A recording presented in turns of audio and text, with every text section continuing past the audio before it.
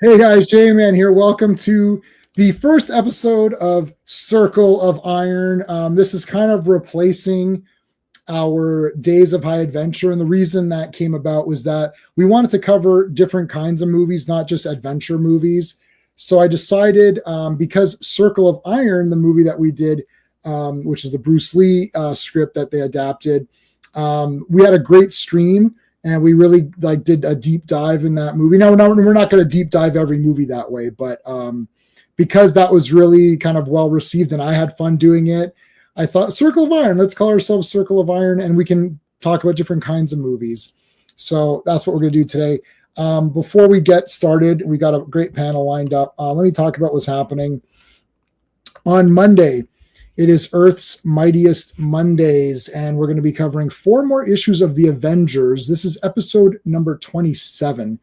So we're into the 100s now. So 101, 102, 103, 104. We've got The Avengers fighting Sentinels. Yeah. Oh my God, that is awesome. A whole different kind of ball game here. With I was really surprised at how awesome that story was. That kind of the last 3 there. And you got a Grim Reaper shows up, which is great. Grim Reaper makes an offer that Vision can't refuse, or, maybe he can refuse it. We'll see tomorrow. Tuesday, I'm going to be on Wrestling with Horror. That's my buddy Pete's channel. And we're going to be talking about Until Dawn, which is I guess it's a PlayStation game that got turned into a movie. And it's obvious.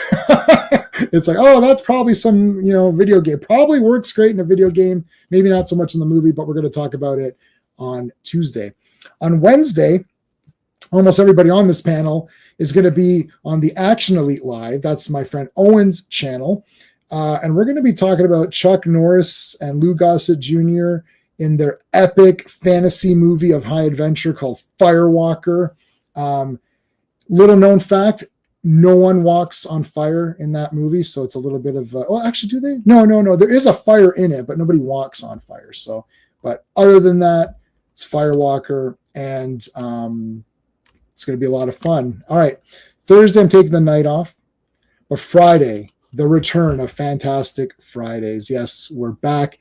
And speaking of teams fighting the wrong guy, we've got the Fantastic Four fighting Magneto. So, wow, this upcoming week is going to be like Acts of Vengeance, the mini version of Acts of Vengeance. So really a lot of fun. I've already read a few of these here, so pretty damn cool. Okay, 1 week from today, we're coming back for Imperious Rex, continuing our look at 1962. We're going to try to finish looking at every comic that came out in 1962. We've got a few months left, so hopefully we can finish that up on Sunday. At this point in time, I would like to thank our super friends. These are the channel members, so we thank them for every stream. So let's give a big thanks to Dan, Sean, Stephen, Brennan, Mark D, RR, Philip Story, Digger Jim, Quagnar, Just Joe, FK, and GT, and of course, we thank Clobberin Times. I don't think Clobby liked this movie. I don't know if he liked this. Oddly enough, this one never came up as a topic of conversation in our private lives. The Hunter from the Future did come up, and he didn't like that movie. So he's allowed to be wrong sometimes. That's fine. But anyways, put a CT in the chat anyways, because we always like to honor him because he was a great guy. So there you go. All right, let's get going here. I'll start bringing in the folks. Hello. We're all in circles because it's Circle of Iron. Isn't that? Wait a minute. I see what I get it. It's like a circle. It's like a circle. It's circles. It's circles this time. Yeah. Thank you, StreamYard. We were sick for my $600 circle payment or whatever. Oh my gosh. Well, it's now $600. Well, we added circles. I'm like, okay, if you take them away, can I get like 100 something? No, you can't get. It's like, all right. For $1,000, you get star wipes and you get the hexagons and all this other bullshit stuff that nobody wants. All right, let's bring in. We use this one for him.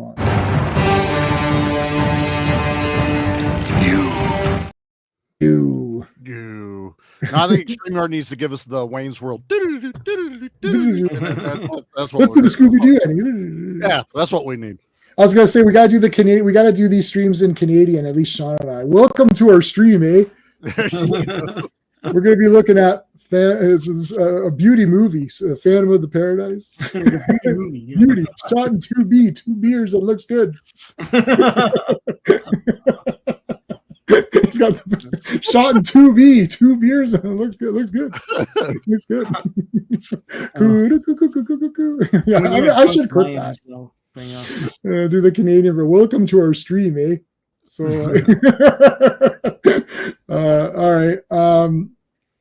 Let's. Oh yeah, we use this. We'll use this one for for Ross today.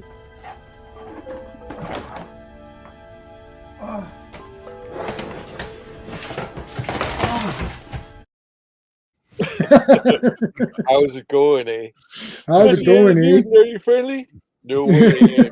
Enemy of civilization. Civilization, yeah. All right. So we've got a special guest tonight. He's on Earth's Mightiest Mondays, but he either really likes this movie and made it his avatar, or he really hates this movie and it's an in joke and he made it his avatar. I don't know which one it is, but let's bring him in so we can find out what the heck is going on. Where's my? I'll use this one. Well, hello, Mr. Fancy Pants. Hello. Hello, everyone. Hey. Hey, classic. All right, so we got one person here. Swift -1. Thank you for. Oh, what is that avatar? It's like a little newt waving or something. No. What's his picture? Oh, the avatar. I don't know. It's a whatever it is. It looks like a great movie. Tell us what that's from. Yeah, I have no clue what that is.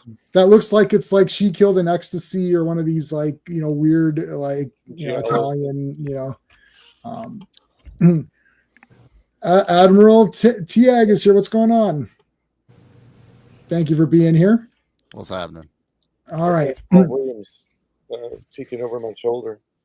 Oh, there's Swan. Yeah, you don't have beef though. Where's the beef? Beef's like right below him, isn't it? Isn't that beef? Beef is below him. Yeah, he's below. Yeah, him. he's at the shoulder because it's like a cinema scope or. Yeah, I have the chair. I'll change it to this for a second. Yeah, there you go. Oh yeah. See. Oh okay. Yeah. There's the beef. There's the beef. Wendy's. Where's the beef? Teague. Oh, Teague. Okay, Teague. Thank you. All right, Teague. Thank you. Remember that. All right, classic. So what's the deal with this movie? I've got it on Blu-ray, Shout Factory, so that's good. I can show that off. But why? Do you like this movie? I do. I mean, you're probably going to find the story a little underwhelming, but the reason I chose it was when I was first planning to make a channel. I wanted something that was kind of had a comic book. Originally, I was going to do a comic book character, right? But there were so many people using them. Like originally I wanted to do Rorschach. That was what I was going to use. But there were other people using that. And I wanted something that basically that not a lot of other people were using. And at one point I remembered Phantom of the Paradise. I thought, he had, because he's not a comic book character, but he has a comic book look. Right. And I thought, I hadn't seen anybody else using him. So I thought, that would be a good one. And that was basically it. Yeah, it is pretty. It's definitely iconic. I've got the movie up so we can kind of like go through it a bit. But you're worried about the comic book thing because. Sorry, you're right about the comic thing because I know somebody who dated Dave Stevens, and she said that he was obsessed with this movie, and a lot of it went into the Rocketeer helmet. Oh, really? Oh my God, that is so awesome. Okay, yeah. I can kind of see that. Yeah, I can definitely see that. Yeah. Yeah. So I think this is one of these movies where I was aware of it mostly because of The Mask, right? Mm-hmm. Jessica Harper to me is Suspiria, right? Mm-hmm. That's the big movie I know her from, and I don't know what happened, but one day I was looking up Suspiria, and I then saw her, and I was like, oh yeah. What else is she in or something? And it's like Phantom of the Paradise. Oh, what's this all about? What's this movie? So I don't remember. I don't think there was internet. I don't even know. There may have been internet at that. Yeah, there would have been. I think I was looking up on the internet because I don't remember seeing this before internet. Because like before internet, I only had, either Starlog or Cinema Fantastique and all that, and Femme Fatale. I was collecting that, and Fangoria, right?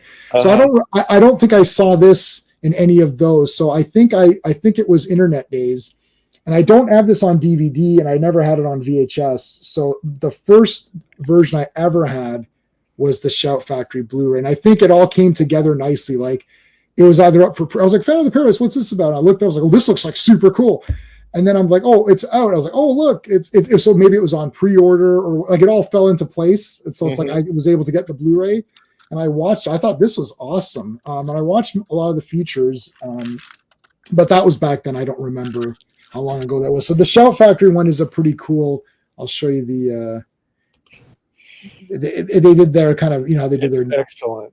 It is covers. So if you don't have this and you're even remotely interested in it, you should have it. You should have it. Yeah, it's super awesome. And I think it's got the reversible cover. Yeah, so I usually for these I reverse the cover, because if I have the slipcase, then I'd rather have two covers. So then this is the flipped. Oh yeah, the flipped cover. And it's a 2-disc. Exactly like that in the movie. Yeah. So to me, this, I know like it's not a comic book movie, but I like these kinds of movies anyways. I'd never seen the Rocky Horror Picture Show, but I for some reason I equate those two together. It's as though maybe they're like, I don't know if they're spiritually connected, like they feel like they're kind of both weird. I have no idea. Like I just thought this was a super weird movie, but the guy looked awesome. I love the lightning bolt, like shooting the lightning bolt, which we'll look at when that was cool.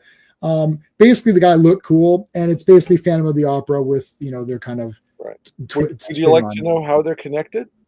Hold on a second. We will learn that in a second. Hold on. Okay. I don't know how they're connected. So you can. No. I'll wait my turn. That's good. Yeah. Give me a sec. And anyway, so I watched. I thought this was awesome. First of all, the juicy fruits. That's super funny.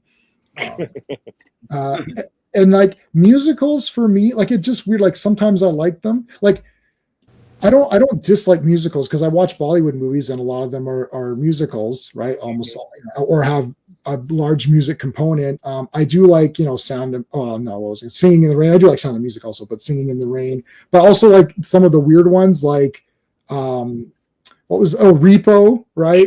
I knew you were going to say that. Out in the theater, or like a Sweeney Todd or something, like some of these weirder ones that are kind of got some neat elements to them. They're not just like a standard musical. But then sometimes, like I didn't like Chicago, for example. I thought that was whatever.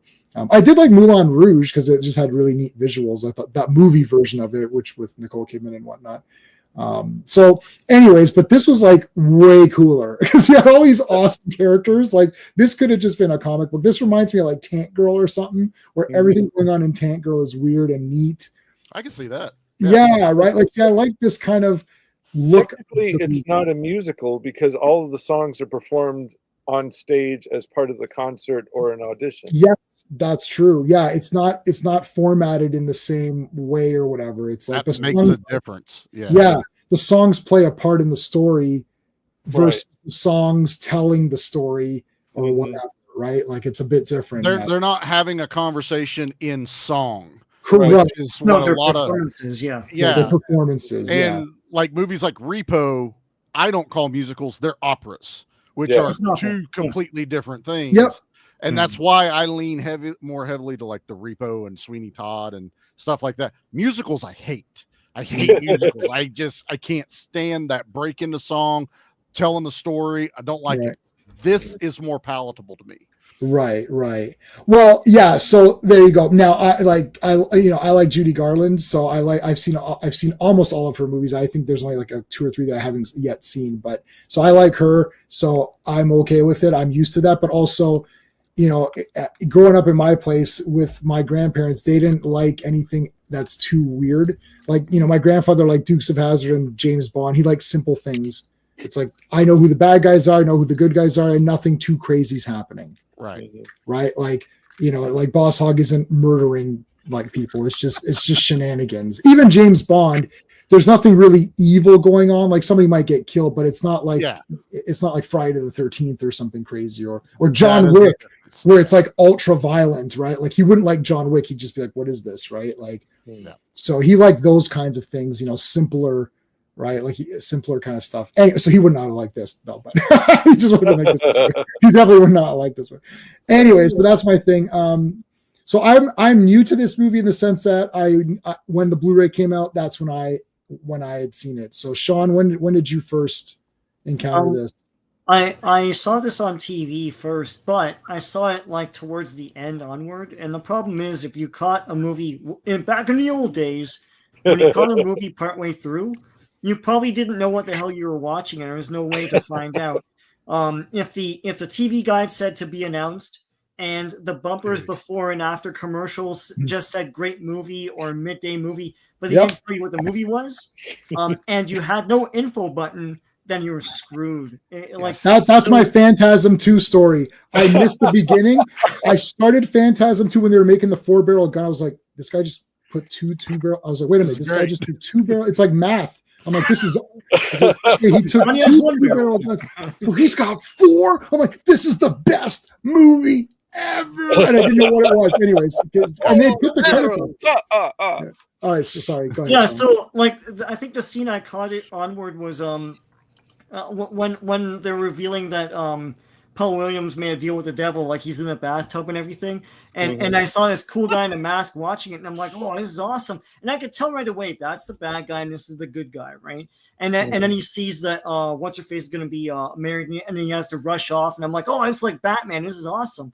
I don't know what it was, and the thing is, I was keenly aware even back then. I was maybe 9 or 10, watching it, that in the 70s when they made a slick production like this, it's because they were building it around a star of some sort. And I was like, who's the star here? I don't even know. And Paul Williams. And my dad. Well, hold on. And my dad walked in, and he's like, and I asked him, and then he's watching, and he's like, that guy, and I'm like, well, who's that? He's like, Paul Williams, and I didn't know as a kid that Paul Williams was in everything I liked. So I was like, who's this guy, right? He's like, Ballad of Planet of the Apes. He's Lil Enos in the Smoking a Bandit movies. And of course, the Muppet movie. He wrote all those awesome songs. Yep. Rainbow Connection is his best song. He's always said that. So I was like, what the hell? And he looks freaky. Like he looks I know he understands how he looks on screen, but he looks kind of like because he put him in kind of overgrown clothes. He looks kind of weird. He looks weird, yeah. Hey, Anthony, how's it going? This is Phantom of the Paradise. Check it out. Brian De Palma, great movie. Yeah, so as I got older, I realized what this movie was. When we got Bravo here in Canada, and I had an info button, and they played it, I was like, oh, okay, Phantom of the Paradise, that's what this thing is.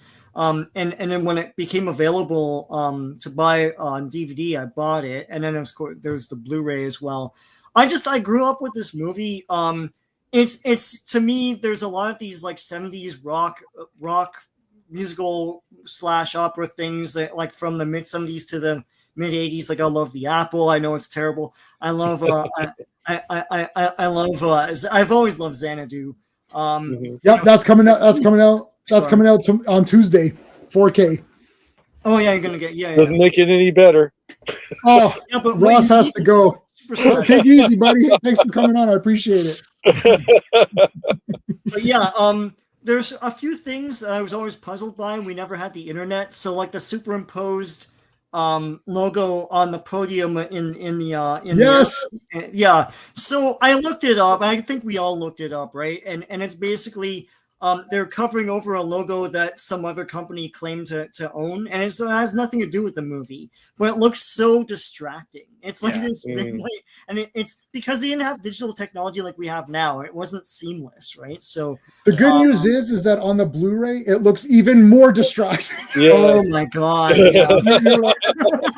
It's like a Fred Savage mole in Austin Powers. Mole. It's like Paul Williams, like ever since the YouTube became a thing, I look up Paul Williams clips all the time. I don't understand the history of the soundtrack, so the hell of it, I love that song. And I use it at work and stuff. Like we have Halloween events. I always use it. But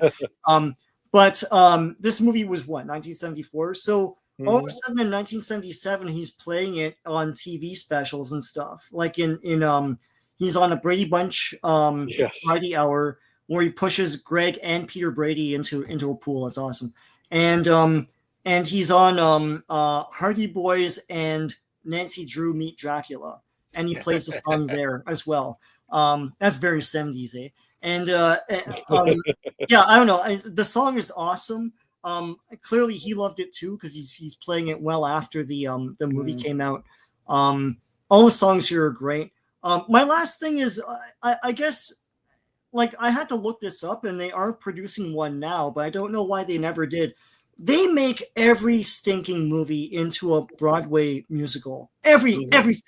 There's a Mrs. Doubtfire fucking musical, and there's a Billy Elliot, like all this shit. Why in hell would this not be on Broadway? Because there was a huge flop. It's like when everything it is came all out, performances, and so you figure this would have been the first thing someone would have made in that huge craze of just dumping movies onto Broadway. This should have been the first one, but I don't know. They're producing one now, but I'll watch it. They should do Cobra. Cobra the musical. Someone will. There's like Crime is a case, and I am the cure. Yeah. I might actually go to that. I would be the very first one that I would ever They have go. a song called "Cutting the Pizza." The axes and they'll do it to the he's getting to the axes. Yeah. The audience gets their own little plastic ones, and we just we clack along with. Oh God! Crime is a disease. And then 5 years from now, someone will make one. It's like, hey, wait a minute, that's copyright me. Okay, so Charlie. This is awesome. This is a great like 70s thing, and I love how they like the look of it, all the color gels and everything. It's the 70s, right? And that weird area where the Phantom is composing his music. There's like grass around it, but it's like indoors. It's sort of weird, but it's fun. I love all that stuff. This guy, what is it, William Finley? He's great because he's like all goofy here and stuff. And when he's the Phantom, he's like bird-like and stuff. And you never really see a full-on thing of his face. He's always like turning to the side. You see it in these pictures here, like classic stuff. Yeah, we'll go through. Okay, so we'll just so you're good. We'll go through the movie and go more detail. Yeah. So Charlie, this is the first time you've ever seen this. So let me go Ross. I'll let Classic go last. So Ross, did you see this in the theater? I did, but I didn't see it on its original theatrical run because I was really young when it came out. Okay. So we had a revival house in Pasadena called the Rialto, and that was like where they had the Rocky Horror Picture Show as a midnight movie. And by the time from like about 5th grade till through high school and that was like the place to see things on the big screen because almost nobody had a VHS. There was like one rich guy in my school who had a VHS recorder at the time. So we'd go see other movies, and then they'd have a trailer for Phantom of the Paradise, and I was like, I have got to see this movie. And then eventually I got to see it there, but it was like the 80s at that point, so it had been making the rounds.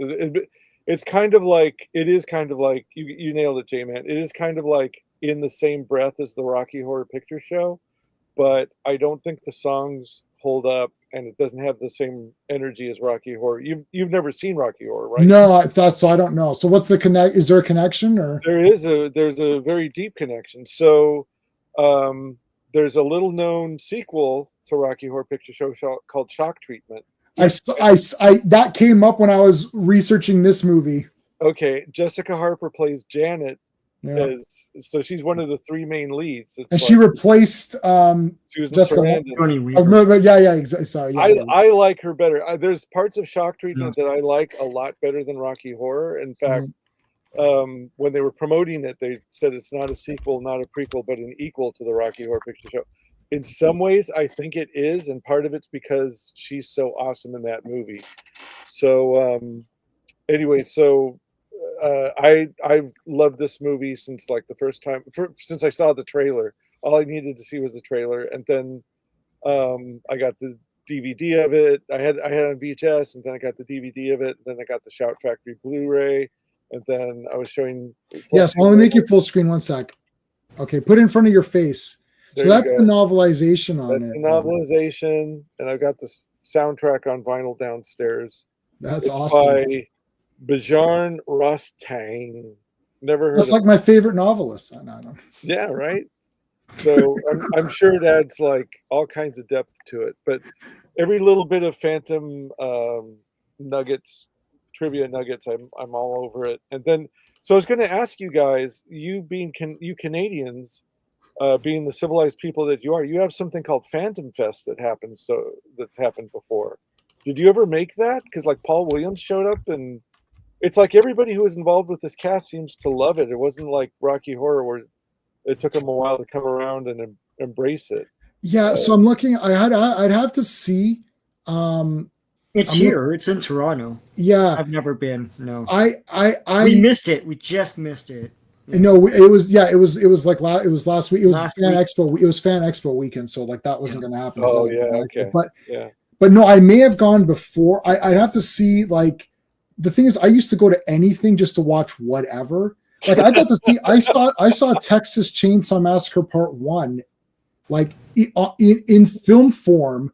Mm-hmm. And the actual reel burned at the end when he was swinging the chainsaw. Oh, it actually burned. We're like, oh, so it's like we're the last people who are going to get that version. Yeah. But like I saw like Shivers, or They Came From Within. However you know that Cronenberg movie. Right. Mm-hmm. I saw that in the theater. Like a lot of weird. And then they would do like Big Trouble in Little China. I don't know how many things I saw in the theater. I saw a lot of crazy movies in the theater because they'd play them. Evil Dead, all three, so it's like, I go to all these and I don't know what the festivals were called. I just like whatever would come up. We got to go down and hit it. Right. Like for sure. Like Texas 1 is awesome. I don't know, Sean, did you come with me? Friday the 13th, Part 3 in 3D. No, I didn't see that. I went to see that. It was awesome. That's my favorite 3D movie. So Phantom Fest part of like a series of crazy movies. I think it's like a bunch of things. Okay. Yeah, I don't know. That's what I'm saying. I don't know exactly, right? I just like, it's like I didn't really pay attention to what, like the one we have right now is Black Belt Cinema. So that played Tiger Claws, and I met Jalal Merhi and all that. So, yeah, we went to that. So Black Belt, and there's another one that does horror, and they did what was the last one they did? I don't remember, but like, and they're across from the Vinegar Syndrome store. So we show up early to these screenings. Then we go to Vinegar Syndrome and spend 2 hours. We literally watched Champagne and Bullets the entire movie in the store. Wow. And then went across to go. It's literally across the street. So we looked and said, is there a line? No, I think we're good. Let's stay a little longer. My brain melted that there's a Vinegar Syndrome store. So anyways, continue. Videos of Phantom Fest, and like they'll like almost everybody who's still alive at there's been different Phantom Fests, right? That's one. And I've seen videos of like the cast, almost every living cast member will go to one or the other. And like Jessica Harper goes like, hey, you guys want to hear me sing Old Souls or something like that? And everyone's like, yes. And she just gets up, 60, 70 something year old Jessica Harper gets up and sings a song and knocks it out of the park. And it's awesome. So, she is awesome. It's nothing like it's not anywhere on the same level as Rocky Horror as far as the fandom or like I said, the music or anything else. But I do love this one a lot. I don't think, and like I said, I don't think the songs are good, but they're not as good as the best of the Rocky Horror stuff. And I do love I've seen almost all of the rock musicals from that era. So I've seen The Apple, love it. I've seen Jesus Christ Superstar many, many times, love it. And some of the other ones I don't like nearly as much as the more fantastical ones, like this one, the Rocky or Shock Treatment. So, So anyway, I mean, this is like 100% solidly in my wheelhouse. Oh, also, quick anecdote: a couple of years ago at Comic-Con, there was a dude dressed up as cosplaying as the Phantom. Well, I have two friends. I have a friend who cosplays as the Phantom, and he's got the build for it, and the costume is absolutely movie accurate. It's Mhm. amazing. This guy at Comic-Con, he's like our age and really didn't have the physique to pull off the skin tight black jumpsuit. Gee, we know what that means. But nevertheless, well, he wasn't as bad as you would think. I'm making him sound worse than he was. So he, so he, but he put in the effort, and he had the helmet, and then he had like a voice thing. So he was like, Oh, that is awesome. So I was like, dude, I talked to him. I spoke to him. I was like, dude, respect for that voice thing. And he's like, nobody sings my song, The Phoenix. And Yeah, I was like, oh man, that is awesome. So anyway, Well, nobody sings in that movie. They all just go right into the bed. That was the best, the big casting couch. Okay, so we'll get deeper into it. Okay, so let's do classic last. So Charlie, this was your first time ever. You don't know anything about this. Is the J-Man just picked some random ass movie? I don't know what this is. Now I did not give the guarantee on this movie. You did not. I did give the guarantee on Space Hunter. There's a few where I've given, and if I give the guarantee, you can be 100% calm and relaxed that it's going to be awesome. I did not give the guarantee on this one because I have no idea. Like, to me, it's a goofy movie that I love. I think it's super neat and creative. Guy off the street, like my wife saw the trailer, she's like, pass. I was like, I had a feeling you were going to say pass. I thought I'd give you the option first. She's like, no. So, all right. What were your thoughts? I was about 20 minutes in going, do I really need to be there tonight? Oh, no. Okay, to be fair, part of the problem, finger quotes problem, is that it's a product of its time. Right. It is very 70s. And that's fine. And, you know, 70s. I am, like I was saying earlier, I do not like musicals. My mom watched them all the time. I felt like they were just always crammed down my throat. And I've kind of grown up resenting them more or anything. And then my kids were in that era of the Disney musicals, high school bullshit. And I'm just like, I'm over it. I don't like it. I like the operatic ones. I do like Rocky Horror Picture Show. I've seen it probably a half a dozen times. I'm not a fanatic like that has turned into. But this movie, classic, is the first time I've ever seen this picture when he would pop up in the chat. And I'm just like, I have no idea what that picture is. J-Man seemed to know. Then he picked this movie, and I'm still going, I had no idea it was even a musical when I started it. Like, I just musical-esque. It's not actually a musical. They do concerts. So, Charlie, do you like the Blues Brothers? I like the Blues Brothers, but I don't watch it very often. It's one of those, I kind of got to be in the mood to watch. This one, I think, even among musical movie fans, this is very niche. I have never seen or heard of this. I mean, to even know that there is a festival for it, or that I'm the only one here that has never heard of it, blows my mind. Blew my mind too, bro. Yeah, I'm just like, I have no idea what you guys were smoking when you were younger, because this movie was batshit insane. I know we're going to get into it more deeper, but there were so many times I'm just like, I have no clue what's going on. I was actually on my phone, not because I was bored, but I went, the fuck is Faust again? And I had to look up like the brief summary of Faust. And I went, okay, I get that part. And I was like, you know how long it's been since I've seen Phantom of the Opera? Probably 30 years. So I'm refreshing myself on Phantom of the Opera going, okay, I kind of get this. And I am watching this movie. Thankfully, it's not long. It's hour very 40. short. Yeah. So I never really got bored. And I do love, I forget his name now, but the guy we were just talking about, the short guy, the Swan. Paul Williams, Swan or whatever. So Paul Williams, what Sean said was exact. I started looking him up going, God, this guy's familiar, but I can't place him. I knew him from Smoking the Bandit. He's also a voice actor in a ton of stuff I grew up watching. He's the penguin in the Batman animated series. He's Brainiac in one of the like.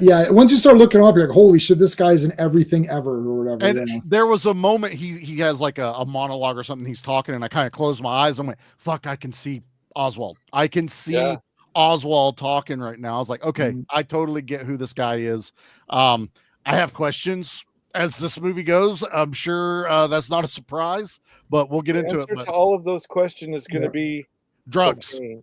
Yeah. Now, did you see? Have you guys seen the clip where Paul Williams is on the Tonight Show promoting Planet of the Apes? Yeah, and he has the He makeup. had full yeah, orangutan he's in the makeup, ape. and he was like, "I just came back from the set," and he's like smoking a cigarette or something, just sitting in the chair with the full ape makeup, orangutan makeup on, and Johnny Carson's like laughing his ass off, and he's That's like, awesome. "I got this way from drinking too many banana daiquiris."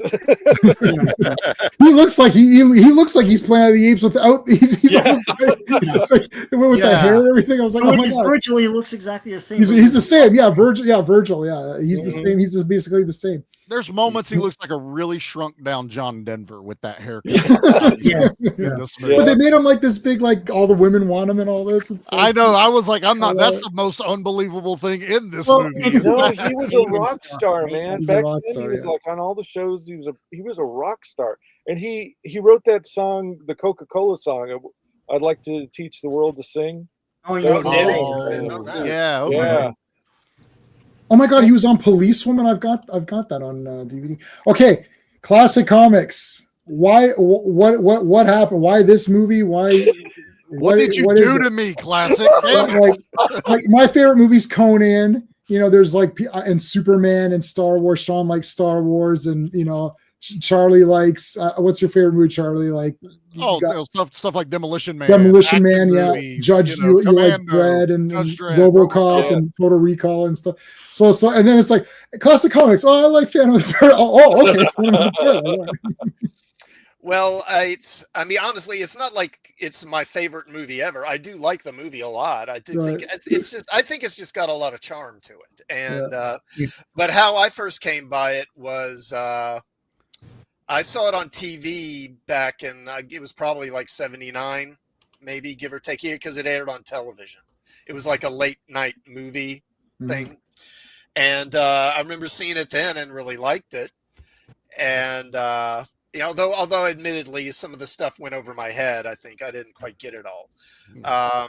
And I've seen it a few times over the years. I know I saw it at least once or twice in the 90s, and then a few years back I got it on DVD, of course. And you know, it is such a product of its time. And I mean, it's got Paul Williams. How more 70s can you get? And but you know, it's just interesting because it's this it's the Phantom of the Opera, but with these elements of Faust, and also there's a picture of Dorian Gray. Yeah, I thought that too. Into it as well, with the videotape that, you know, he can't die as long as this videotape is okay. And actually, you know, Sean mentioned, you know, that they had to change all the logos and stuff. And so what it was I forget the guy's name, but the manager, there was this like rock producer or agent. He was like the agent for Led Zeppelin. And I'm sure he had other acts, but that was like the big one. And like somewhere around the time this movie was being made, he started a new like record company or production company called Swan Song Records. And of course, that's what Swan's record company is called, or in the movie. And so when he found out about that, he basically threatened legal action if they didn't take all that out. So that's why they had to go through the movie and either cut out stuff, or every incident of like Swan Song Records, you know, they had to cover it up. They didn't get it all because there's somewhere like it's just there very briefly. You know, you really can't see it, or it's obscured, or it's really small, or something like that. But that's you never saw it till the clarity of the Blu-ray. Yeah.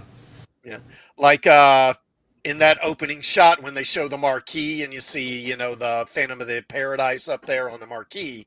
Originally, the marquee said Swan Song, and they just had to put that over to cover it. And yeah, I mean, they just do a whole lot of that through the film. Yeah, so we can so like I like this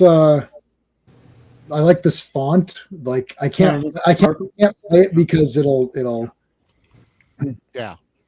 Anything else classic, or should we start going through the? We can get into it. That's fine. All right, so you got the juicy fruits. They're gonna move you.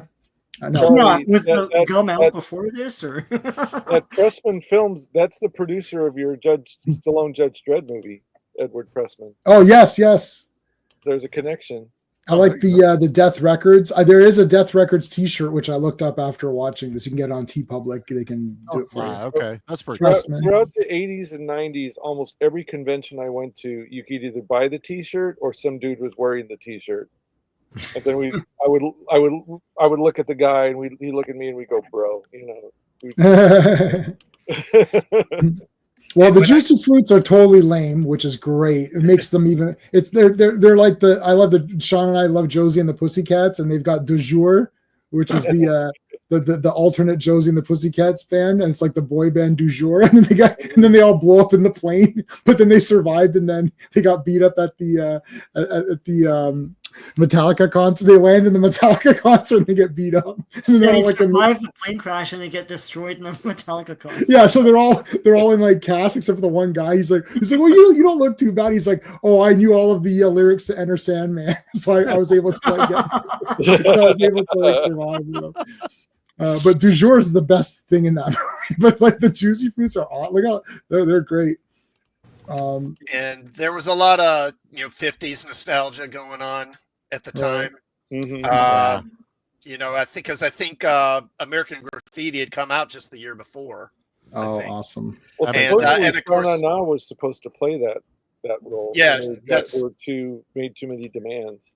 Yeah, that's who I immediately think of as Sha Na Na when I see these guys, because they were kind of like the most prominent sort of throwback band, that kind of 50s doo-wop act kind of thing. But De Palma and Lucas, they went to film school together, so they were pretty tight. So I'm sure Lucas probably saw this film. But and then of course Happy Days was on, and that was really popular and had spinoffs and everything. Right. So I like how this guy's addressing the camera. That's good. Swan he's talking to, but it's like try to look, it says smile. I always like looking at like, what's the guy have on his jacket and that kind of a thing. Like, looks like some Billy Jack here. Smile. I don't know what else is on some green button. It's like, this guy. Sean, no, interesting fact. Bowser, was that the guy's name? The deep. Yeah. So I was scared as a kid whenever Sean and I would come on, then Bowser would start singing, and I actually would get scared. My mom's like, Bowser scared you. As a kid, it was like the voice, or like, oh, what is this weird voice? No problem with anything else. Like I could watch any horror movies, but like if I was Bowser, it's like,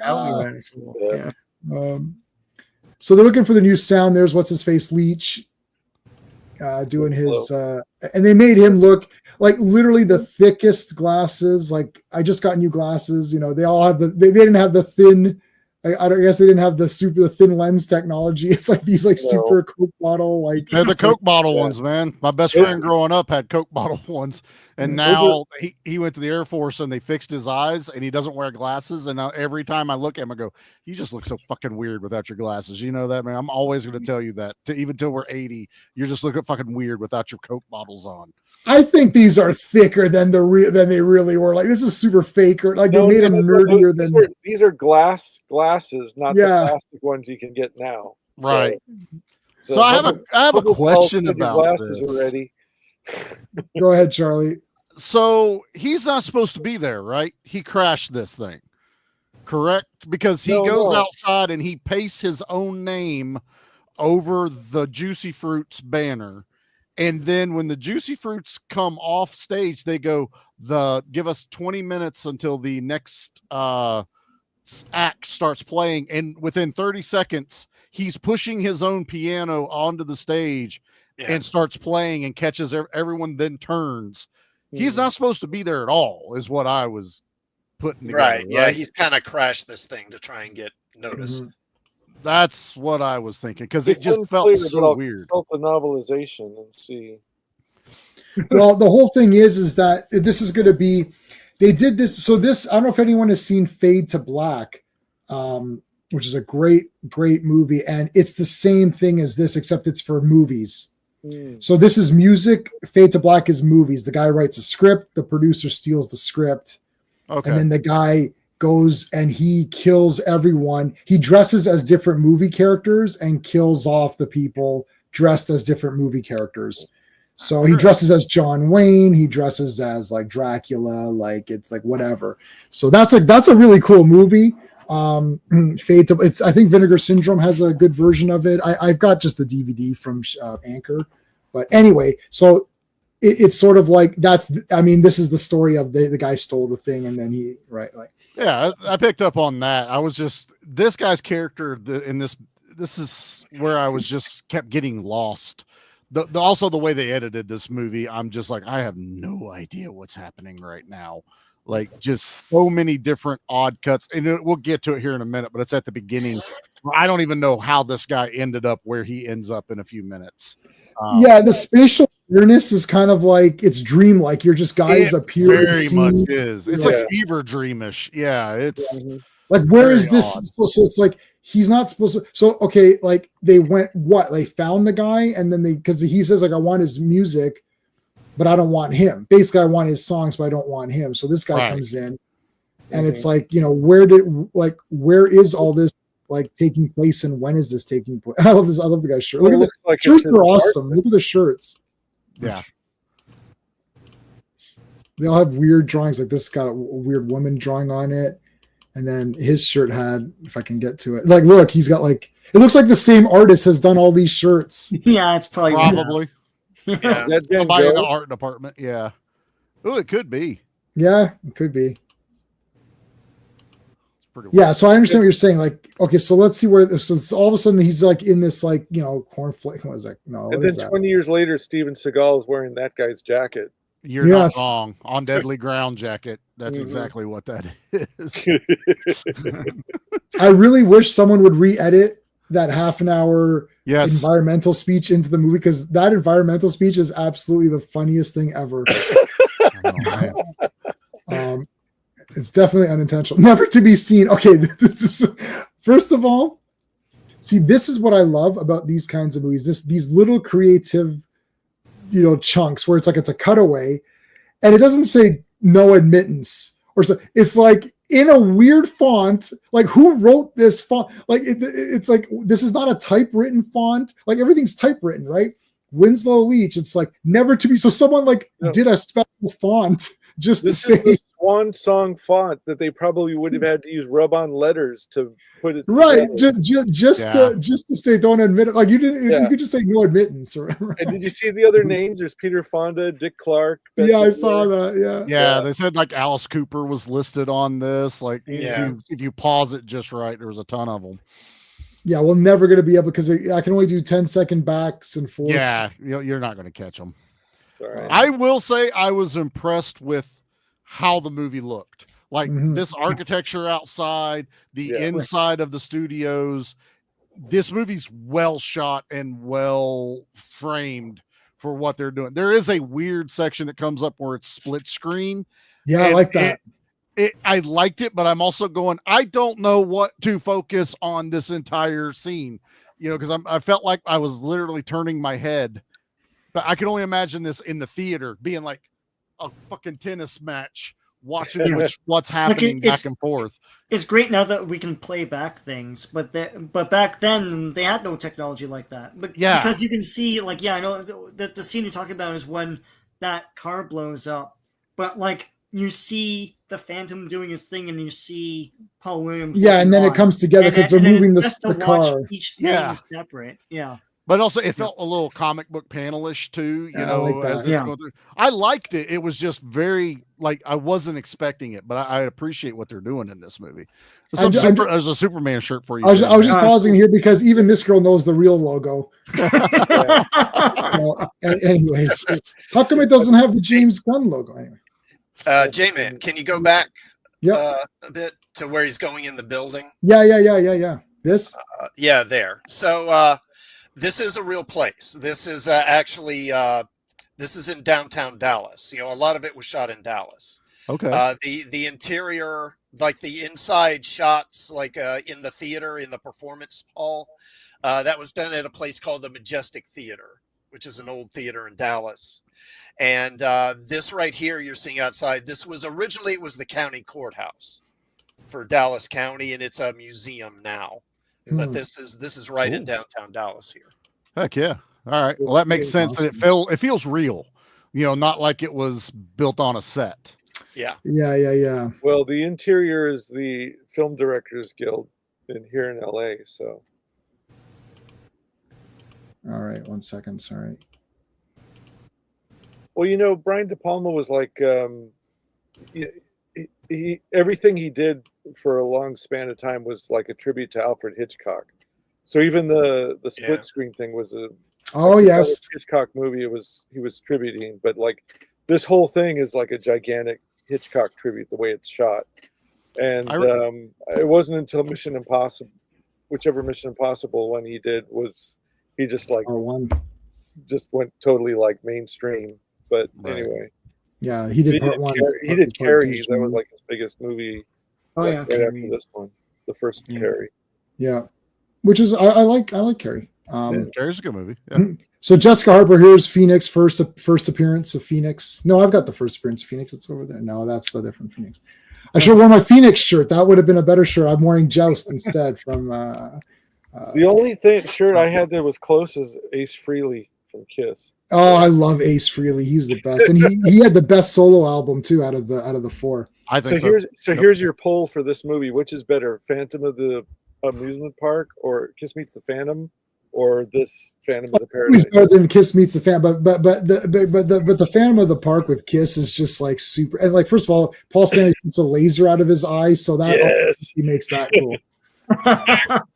but the no line he says is No, this is a real movie. Jessica Harper is awesome. Anytime you see her, you automatically are just pumped up for her because, like, well, she's very cute, but she's got that very like inviting look. Like it's like, hey, I'm just here. Oh yeah, okay. Like great choice for Suspiria because you're with her immediately, and everybody else in that movie's weird. So it's like she's the only like normal person. Right. So she's Phoenix. She's in a line. This is the casting couch lineup, right? And it's literally a couch. It's like they literally walk in and go right into a. Well,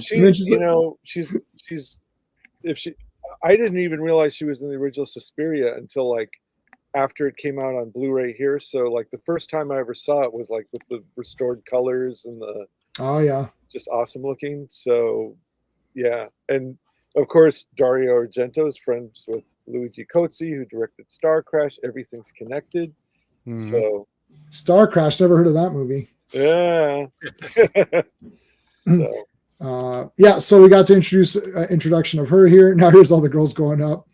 I like when later he comes back and pretends he's a girl or whatever. They don't let him in. That was when I was confused. When did that happen? He's just dressed as a woman all of a sudden in the orgy. I'm like, when? Yeah, it's like what happened here? Why is this guy in this? This is paradise. Bunny rules. Right, took a left turn at Albuquerque. It's Bugs Bunny would just show up dressed up like Carmen Miranda. You don't have to ask where he bought the fruit. That's true. Okay, then now he's leading her into the couch area here. It's like right there. And the doorway's like Paul Williams' height. God, I didn't pick up on that. That's super funny. I was racking my brain. Why is the door so fucking short in this thing? It's Paul Williams. Yeah, he doesn't want to. He doesn't want to feel like he wants to feel like he's taller, right? He's like the big man. My God, that makes so much more sense. Yeah. So here come these two guys from a. This is from a post-apocalyptic Italian. Maxploitation. The black makeup under their eyes, so you know who's the bad guy henchman, I guess, in this movie. Oh, it's just so random. Guys, I'm auditioning. I want to be a henchman for Swan. Put some black makeup under that'll really. Yeah. Trust me. He'll really like that. Yeah. They look like if you wanted. Go ahead. I was going to say they look like they wandered in from the set of Billy Jack or Walking Tall. Yeah, they do. We're gonna do Billy Jack on here for sure. It's like a small town bully henchman made to order, like right out of Central Casting. We need a couple of Small town. You want really, really, really small town? Let's do mid to low. Like, oh, okay. That's exactly how they feel in this They movie. probably had no problem finding these guys in Dallas. They just called somebody off the street and said, "Hey, Yeah. be in our movie." But this is how fast it goes. So when they carry him out of there, because they're kicking him out, they go, "Oh, we have some place to take you," and hard cuts to this scene, right? Yeah. And then that's him in the flower dress that you find out in a few seconds. And I'm just like, did they go buy him the dress and throw him in there? Did he sneak in here? What is happening in this movie? I don't know. Swan tells them to get the F out, which when I can't say this is the F word I can't say. I could say the other one, but I can't say that one. I forgot about that. Yeah, you're right. Get this maggot out of here. You got to be careful on this kind of scene because you're sitting there thinking, oh yeah, which one of these is kind of the good looking one? Careful, because you don't want to be pointing to this one and be like, oh, what about this one? It's like, oh. I also saw this was looks like him from the back too. So I stopped and looked and seen what it was rated, and I went, "This is only rated PG." And then this scene pops up, and I went, "In what planet is this PG?" In the 70s, it was PG. All right, there's a lot in this movie that wouldn't really fly today. Oh God, no! Yeah. Like this guy's hairdo, that wouldn't fly. No. This guy should have his own movie. I wanted more of that guy. It's the action movie mentality. He's head henchman. There's going to be a final battle with the main henchman. You know, right? That's Odd Job in this movie right now. Yeah. So this is Leech, which we can't really see him here. We'll have to. I think there's another shot where they kick him out, and he's there. You go. Yeah. So they beat him up, and they throw him out, and then now it's the spiral. So now it's going to become the tragedy where all these events start to unfold. They frame him, and then he goes to jail and gets his teeth pulled out and all that kind of stuff. It looked like the reform school girls. It looked like reform school girls prison. I was like, oh, what's yeah. It looks like the jail from Crybaby. I haven't seen Crybaby. Okay, yeah, you guys aren't musical guys. I get it. No. I haven't even seen The Crying Game, no. But I know the twist though. Yeah. Okay, so he's like, it's not me, he stole my music. And the big American flag in the back. Like, right. Hey, I just saw you see those videos where it's like people don't know anything or something, and it's like these kids on a college campus, and they're asking how many stripes and how many stars, and I knew the answer, and they did not know how many stars and stripes are on the flag. That's a fail on that's a big fail. That's a big fail. Yeah, and I even know why they're there. Well, I think I know why they're there. It takes to burn it. What's that? Those college kids can tell you how long it takes to burn it. Oh, right. So here's this guy. Okay, so here's the prison, which is the reform school girls' prison or whatever. Right. So now that he's like, oh, you don't need teeth here. Yeah. So I was like, okay. So that's why he has like the cool silver teeth later. So they're going to pull out his teeth or whatever. And then, so I think there is I love what they're making. What is this again? Tiddlywinks or something? It's like, yeah. Tiddlywinks. I always use that as a, what do you think they're doing here? Tiddlywinks or whatever. But they really are doing tiddlywinks. Look at this guy. This guy's looking pretty excited to make this tiddlywinks. It's like this. I can't wait for me to my part to come on. So I guess Tiddlywinks is a very big selling game because they need to have this entire line of guys doing it. So he hears over the TV that the paradise. So the story, there is a story. The story now is that they're going to use Leech's song to open the paradise. Now it's not sung by the Juicy Fruits. I don't think we've been introduced yet to the person who's going to do it. But it's not Phoenix, who is the famous thing is only Phoenix can do it, which we'll still get to. But he hears about that, and that triggers him and gives him like this big bunch of strength, and he just gets pissed off. And this prison break is the fastest prison break ever recorded in recorded history. He Like escapes in a cardboard box down a conveyor belt. I mean, just I love it. There's some of this movie that's kind of comedic, Charlie. It's I saw that it's a dark cartoonish comedy, and I was picking up on that, but my God, my brain just was like, why are you making me watch this? I mean, it is a musical comedy in the cartoonish horror tradition. So here's all the boxes of records that they're going to produce or whatever. So this is what's called full black coverage with reverse white out print. So that because I make boxes, so that's what it. No, I seriously do, Ross. I don't know if I do make boxes. No, I know you do. That's. I was like, wait a minute, he does know that. Yeah. So this would be. Well, I can't tell if it's a die cut carton, but it looks like it's an RSE full black ink coverage with reverse white out graphics. So that's going to be an expensive print die. I'll let you know. J-Man just cracked his knuckles and went, "My time to shine, boys." No, I can tell. This is how exciting it is for me. I can tell you all. You thought he was just a DC and Star Wars fan. No, he's a hardcore nerd. So this was the 70s. So they may have just spray painted those boxes and got a stencil and then probably stenciled that onto it. Yeah, that's right. Yeah. Okay, so he gets the press here is cool. He actually gets pressed like a record. Yeah. So my question is this how they pressed records? Like vertically like this? Like you'd figure it'd be a horizontal press. I read that this is a legit press when I was doing a little bit of research about it. And that was a real one that they So how used. do they get the thing to stay on there when they I don't know. Well, it's actually belonged to a toy company. It was used to make toys. Now you see the little like record things on there, those were all added on for the film. That makes those sense. aren't real. Yeah.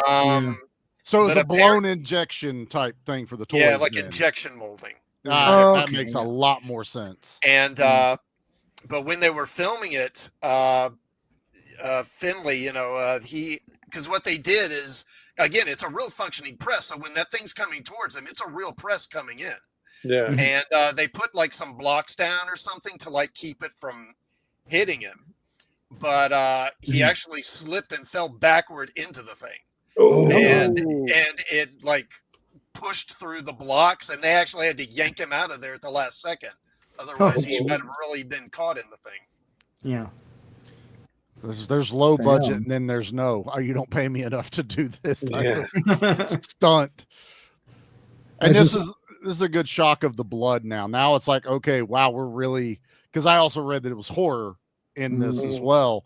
And I went, okay, here's a little bit of gore to kick it up a little bit. Right. Yeah. So now we can actually read everything on there. Yeah. Yeah. Like stiff Brit taxes on high brackets may chase stars. I should read this. 60 cents.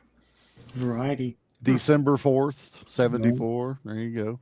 Oh, there you go. Doper.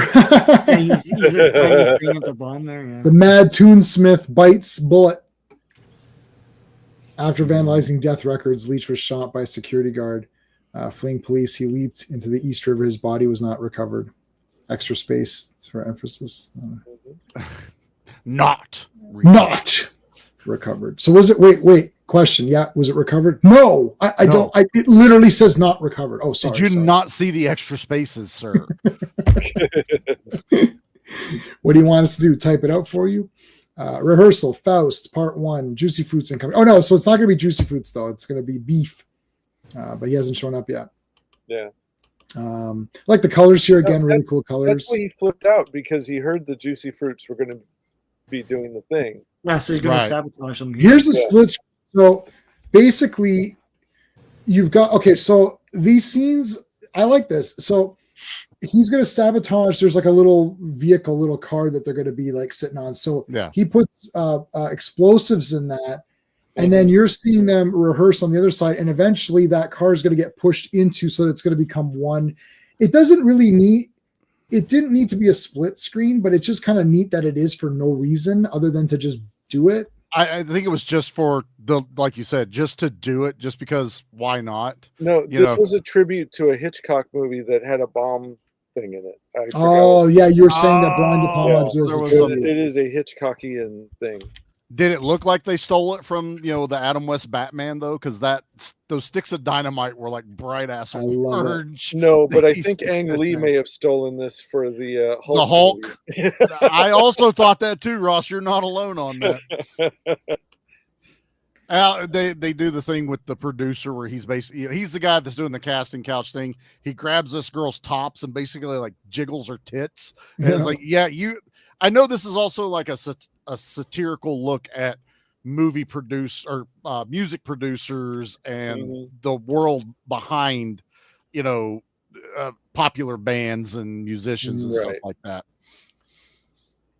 So they're saying that this shit's been going on for decades before there was even like a Me Too thing. So it was going to be the Juicy Fruits until he blew it up. Right, because he doesn't want them to sing it. Okay, so it was they were flat out going to do it, and I guess they're making like they've been the 50s doo-wop whatever. Now they're into the like beach party, like Boys. 60s kind of music, but because it's the Juicy Fruits are also in the rest of the movie. They're the not quite Kiss looking trio singing with the knife guitars and everything, so they kind of play in like all these different genres of music as it goes. Okay, remember first time watch for Charlie.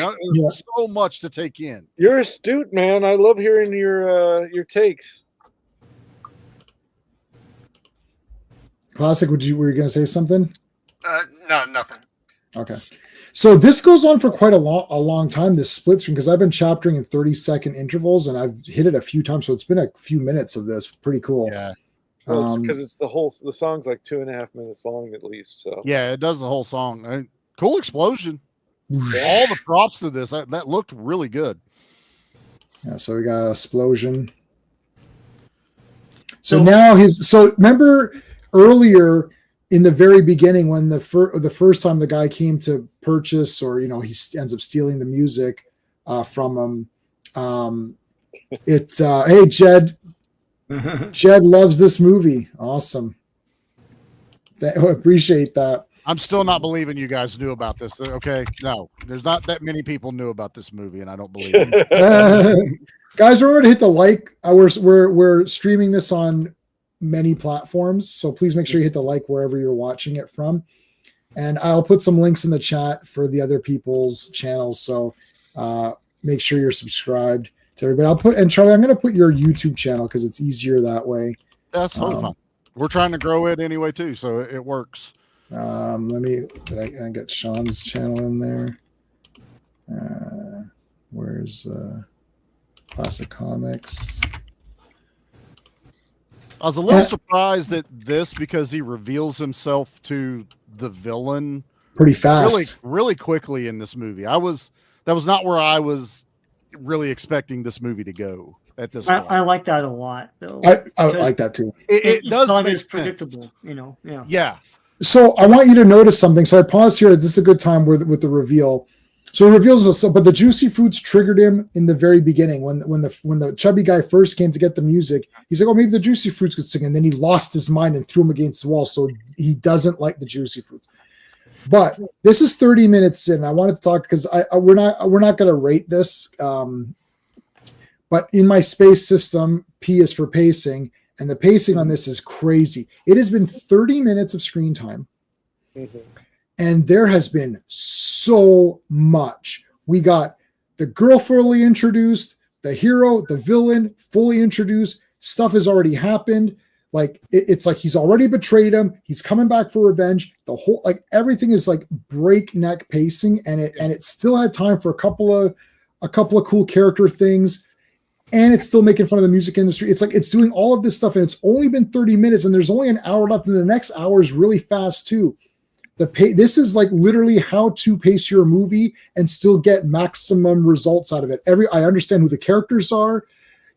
And there's it's coming up at a point where he says, "I also have a deal too." I like that where he says he's like you're in a deal, but I'm in a deal. But that's later on. But I mean, like in 30 minutes, you got so much stuff already that's happened, and it's been shown to you, not just told to you in a crawl or something. Like, it's like they showed it to you. So how come they can't edit anything properly anymore? Like, why is every movie so we got to develop everything?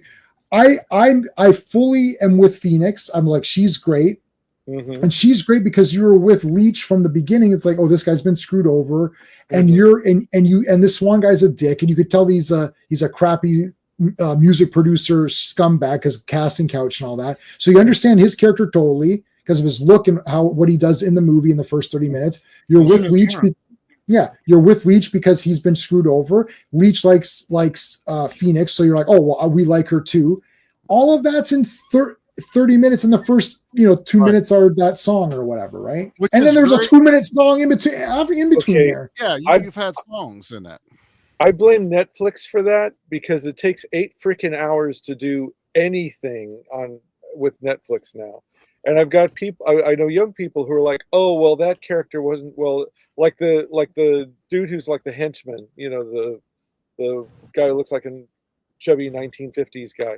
That guy would have to have his own side story, and his mother was mean to him. You're not wrong. Blah, blah, blah. And there'd be like a whole episode, and then then we'd have to all those things that Charlie was a little befuddled by, like him sneaking into the building in a dress would have to be like 20 minutes of screen time, and all this is on Netflix.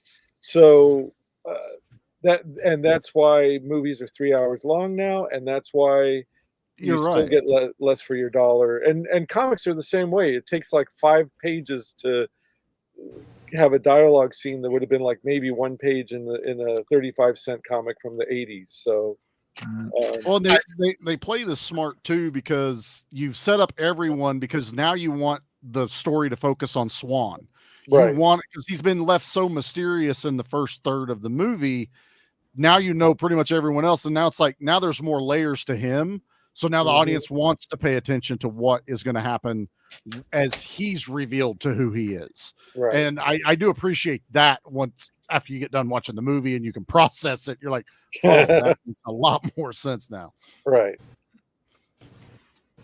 All right. Yeah, like now the movie's starting because I love that this reveal so quickly is awesome.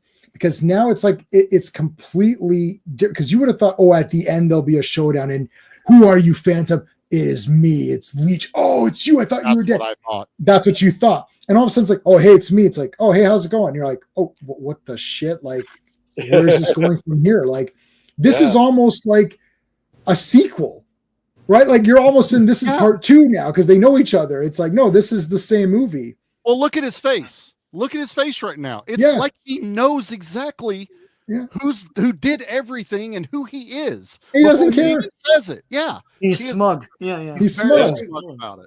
Yeah. Well, he's got his Dorian Gray tape or whatever, right? Like you see 2 sides of his face. You see every angle here. He's like, yes. Well, if he gets stabbed or whatever, it doesn't matter. I mean, you can just pull the knife out because he can't get killed till the tape gets trashed. But it also, but not knowing that yet now makes his character just that more brazen to the audience. Like, oh wow, this guy gives no shits right now. Right. Yeah, he's not scared at all. He's like, look, and then he's still wheeling and dealing. He went right back to it. He's like, okay, look, we've had our issues in the past. What are you talking about? And it's like, this is literally like WrestleMania 4 to 5.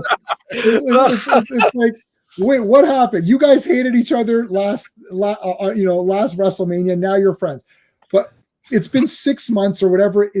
I don't remember. There is one title card where it says 6 months. Like it's not.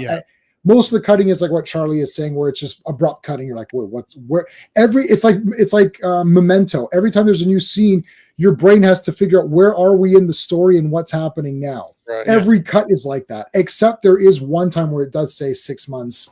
Yeah. Later. So it's been 6-7 months later, maybe a year, whatever. And he's like, it's okay, Leech. Don't worry about it, man. It's all good. We're gonna take it easy. It's gonna be good. Take it easy, right? It's gonna be good. We're gonna be together and figure this out. You don't want juicy fruits? Oh, they're gone. We don't need those guys. Who do you want? So all of a sudden he's back to wheeling and dealing, and it's like he convinced them again. I was like, quit. He got you again, buddy. Stop it. Yep. So I love this. Like from this chapter, like now this is me. But look, in 130 seconds, so here he's got the upper hand, but he doesn't have the upper hand because he's laughing about it. He doesn't care. You got a knife to my throat. Who cares? Yep. And then 30, this is 30-second. These are 30-second interval chapters. I click 30 seconds in and Swan's got upper hand and he's already like convincing him to work with him. Yeah. Mm-hmm. That's crazy. That's that breakneck speed that's going on here with the storytelling. Mm-hmm. So Jed is giving some of his takes too. The chick that sings the song is also in shock. Yes. So we mentioned, I think Ross mentioned that earlier on tonight. I know all the movies people, you know about all the movies people don't know about. Enough, man. Yeah, we got to top Jed. That is awesome.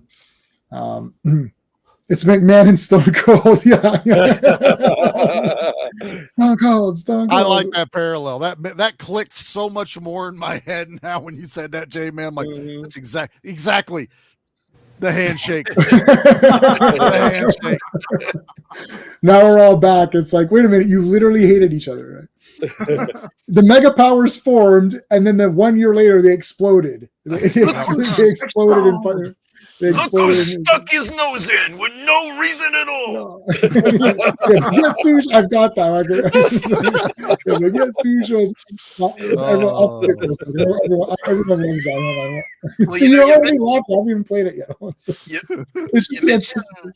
You mentioned the pacing, and you got to remember, because we've already mentioned how there's some real choppy like transitions here. Mm-hmm. A couple of times, and got to remember they went through this movie after it was made to kind of take out images of the record stuff. So right. I think it was this movie was butchered, honestly. Right. But I suspect also that I would bet you that the studio probably wanted them to trim this thing down as short as they could, because they probably did screenings and said this thing's gonna bomb. So let's just make it as short as we can to get as many showings as we can. That feel comes across. Yeah. I think it works. Cocaine. You're not wrong, okay? I found the Macho Man clip. Hold on. But guess who shows up for no reason at all to get his grandstanding and hot dogging in? You, man. Also, cocaine for no reason at all. It's like, there's literally. I was like, I'm watching this as a kid. Like, you're right, Macho Man. There was no reason at all. What are you talking about? Elizabeth was getting beat up. That's the most clear shades he ever had. You could see his eyeballs. Yeah, I know. So weird. All right, so he convinces our buddy here to work. Now, finally. Phoenix has come back to the paradise. So Phoenix is going to sing. So they're auditioning singers because Leech, or Phantom now, I guess he's Phantom. Phantom that won't accept Juicy Fruits and whatnot. So here it looks like, because they're going to end up picking Beef, not her. So the whole thing is he's still screwing him out. So this entire thing is just for his benefit, is just for the Phantom's benefit, so that the Phantom writes the full thing, right? Yeah, it's keeping him stringing along. It's like, we're going to use Phoenix. We're gonna do this. Oh, you're totally right. No one else can do your sonata. That I love that he keeps calling it that. Like this thing, he's written like 280 pages for this music that he's doing. And that's the lead into Faust, because he even calls it. He goes, she's the only one who can do Faust. It's the only way this is going to get done is this way. And I also think this is the point where this guy kind of falls for Phoenix himself a little bit after she gets done singing her audition for the most part. Yeah, because he just goes by casting couch. So now he's like, oh, she actually can sing pretty good. Oh, what the hell? Because I think Swan is also thinking like, I got into this business and I've got my immortality just because I want to screw hot babes or whatever. And that's like really all I care about. And I've got my band networks and that's good enough. And I'll just hype them up. And then he hears her. It's like, oh, she really can legit actually sing. So she is actually pretty. Yeah. Rick James, bitch. That was 2 weeks ago. A whole theme of this movie is if it's good, that's kind of like an afterthought. You know? Right. Yeah. You know? And see, look at her shirt again. This one color, this light blue. Someone penciled something like, what is this? Like, there's a costume designer just going crazy. That's exactly what this is. Yeah, it's a low budget movie. It doesn't look like it because Brian De Palma knows how to shoot a film, but yeah. Well, no, it was a moderate budget movie for the time, but it was still, you know, they used a lot of tricks to save money. Yeah. Yeah. What did they? Let me see what. Oh, Brian De Palma made the Princess Diaries Part 2. It's like, okay. He did? I didn't know that. It says Princess Diaries 2 Royal Engagement. But so she gets engaged. Isn't that cute? So fun fact: Jessica Harper went on to be a award-winning kids singer. She did like CDs for children after the movie. Awesome! Okay. She was also in Pennies from Heaven with Steve Martin, and there's there's this absolute kick-ass tap dance number with Christopher Walken. Steve, think what you just said. What? Badass and tap dancing in the same sentence. That shouldn't. But but then I finished. No, I like dance. Walken. It's Christopher Walken doing the tap dance. I can handle Christopher Walken doing his like little dance things in other movies, but there's never on the planet badass. No. That's a sentence. Where Gregory Hines is concerned, yes. He looks like he's going to kill you through tap dancing. No way. The movie, man. No, exactly. There's that. But no, I like dance movies. I like You Got Served and all that stuff because like, God, no. Did you ever? No, Have you seen Breakin' 2 Electric Boogaloo? Have you seen Breakin' 2, Charlie, or no? I have seen Breakin' 2. It's canon, in the man. theater. In the theater. Oh my Steve God. saw it in the theater. I saw it in the theater too. I saw part 1 and 2. It was out of 6 months apart. It was like pure curiosity to just be like, all right, I've heard of this. Let me watch it. And also didn't hurt that Van Damme shows up in one of these. Yeah. Van Damme. So but let me tell you, musicals and then fucking dance offs. That's the levels of what I hate. And then whatever that Stomp the Yard or that was a great movie. I've seen that too. Yeah. Honey with Jessica Alba. No, it's Jessica Alba. Tap dance from Pennies from Heaven on YouTube, and then you come back to me and you tell me that wasn't the most badass tap dancing you've ever seen. Hold on, knowing it's Christopher Walken. The guy who I can't remember the actor's name who plays the Scarecrow in Wizard of Oz. Yeah. He's in another Judy movie. Where Ray Bolger. Ray Bolger. And he does this awesome dance. Just type Ray Bolger dance, and it's like I can't remember what movie it is from Judy's, and it's like absolutely insane. It looks fake. It looks like you took a toy and shook it around, and it's like he's like jumping. You're like, is he on wires? Like, how is someone so like getting so high? It's crazy. Anyways, that's a different thing. But, I was gonna say, sorry, one last question, Richard. All right, one last one. When you watch RRR, did you fast forward through the music stuff, or did you? I watched the whole movie because I gave RRR its honest watch. Chance, yeah. Could I do without the dance? Absolutely. But there was enough in that movie that I liked. Yeah, there was enough in that movie I did dance enjoy. Is part of the story, right? You know, where he gives up his spot so that his friend can date the girl and all that.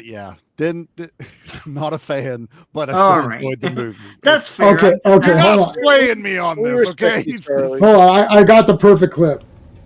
Can't argue with a confident man. He's confident. That's it. I'll die on this hill, boys. That's all I'm telling you right now. Charlie, you know who you are, and we love you for it. Exactly, man. Exactly. Know that we both know that we don't know what we're doing. Knowledge of non-knowledge is power.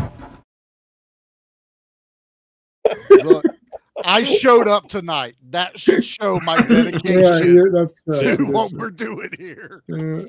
So Jed saw it in the theater. Plant, which was an iconic actual recording studio in LA. So, I read that and I loved knowing that this was something real. Yeah. I just love that thought. I'm sure that Paul Williams probably put him on to this place. Yeah. Probably let him know about it. So this is what you see here. This was at a place called the Music Plant or Record Plant. Yeah. And this thing he's sitting in, this is all basically one big synthesizer. It's the whole contraption. It's called the Tonto, or the new timbral orchestra. What is it? New original timbral orchestra or something like that. Or yeah, and this in 2013 it was bought by the National Music Center in Calgary, Alberta, and they have it on display there now.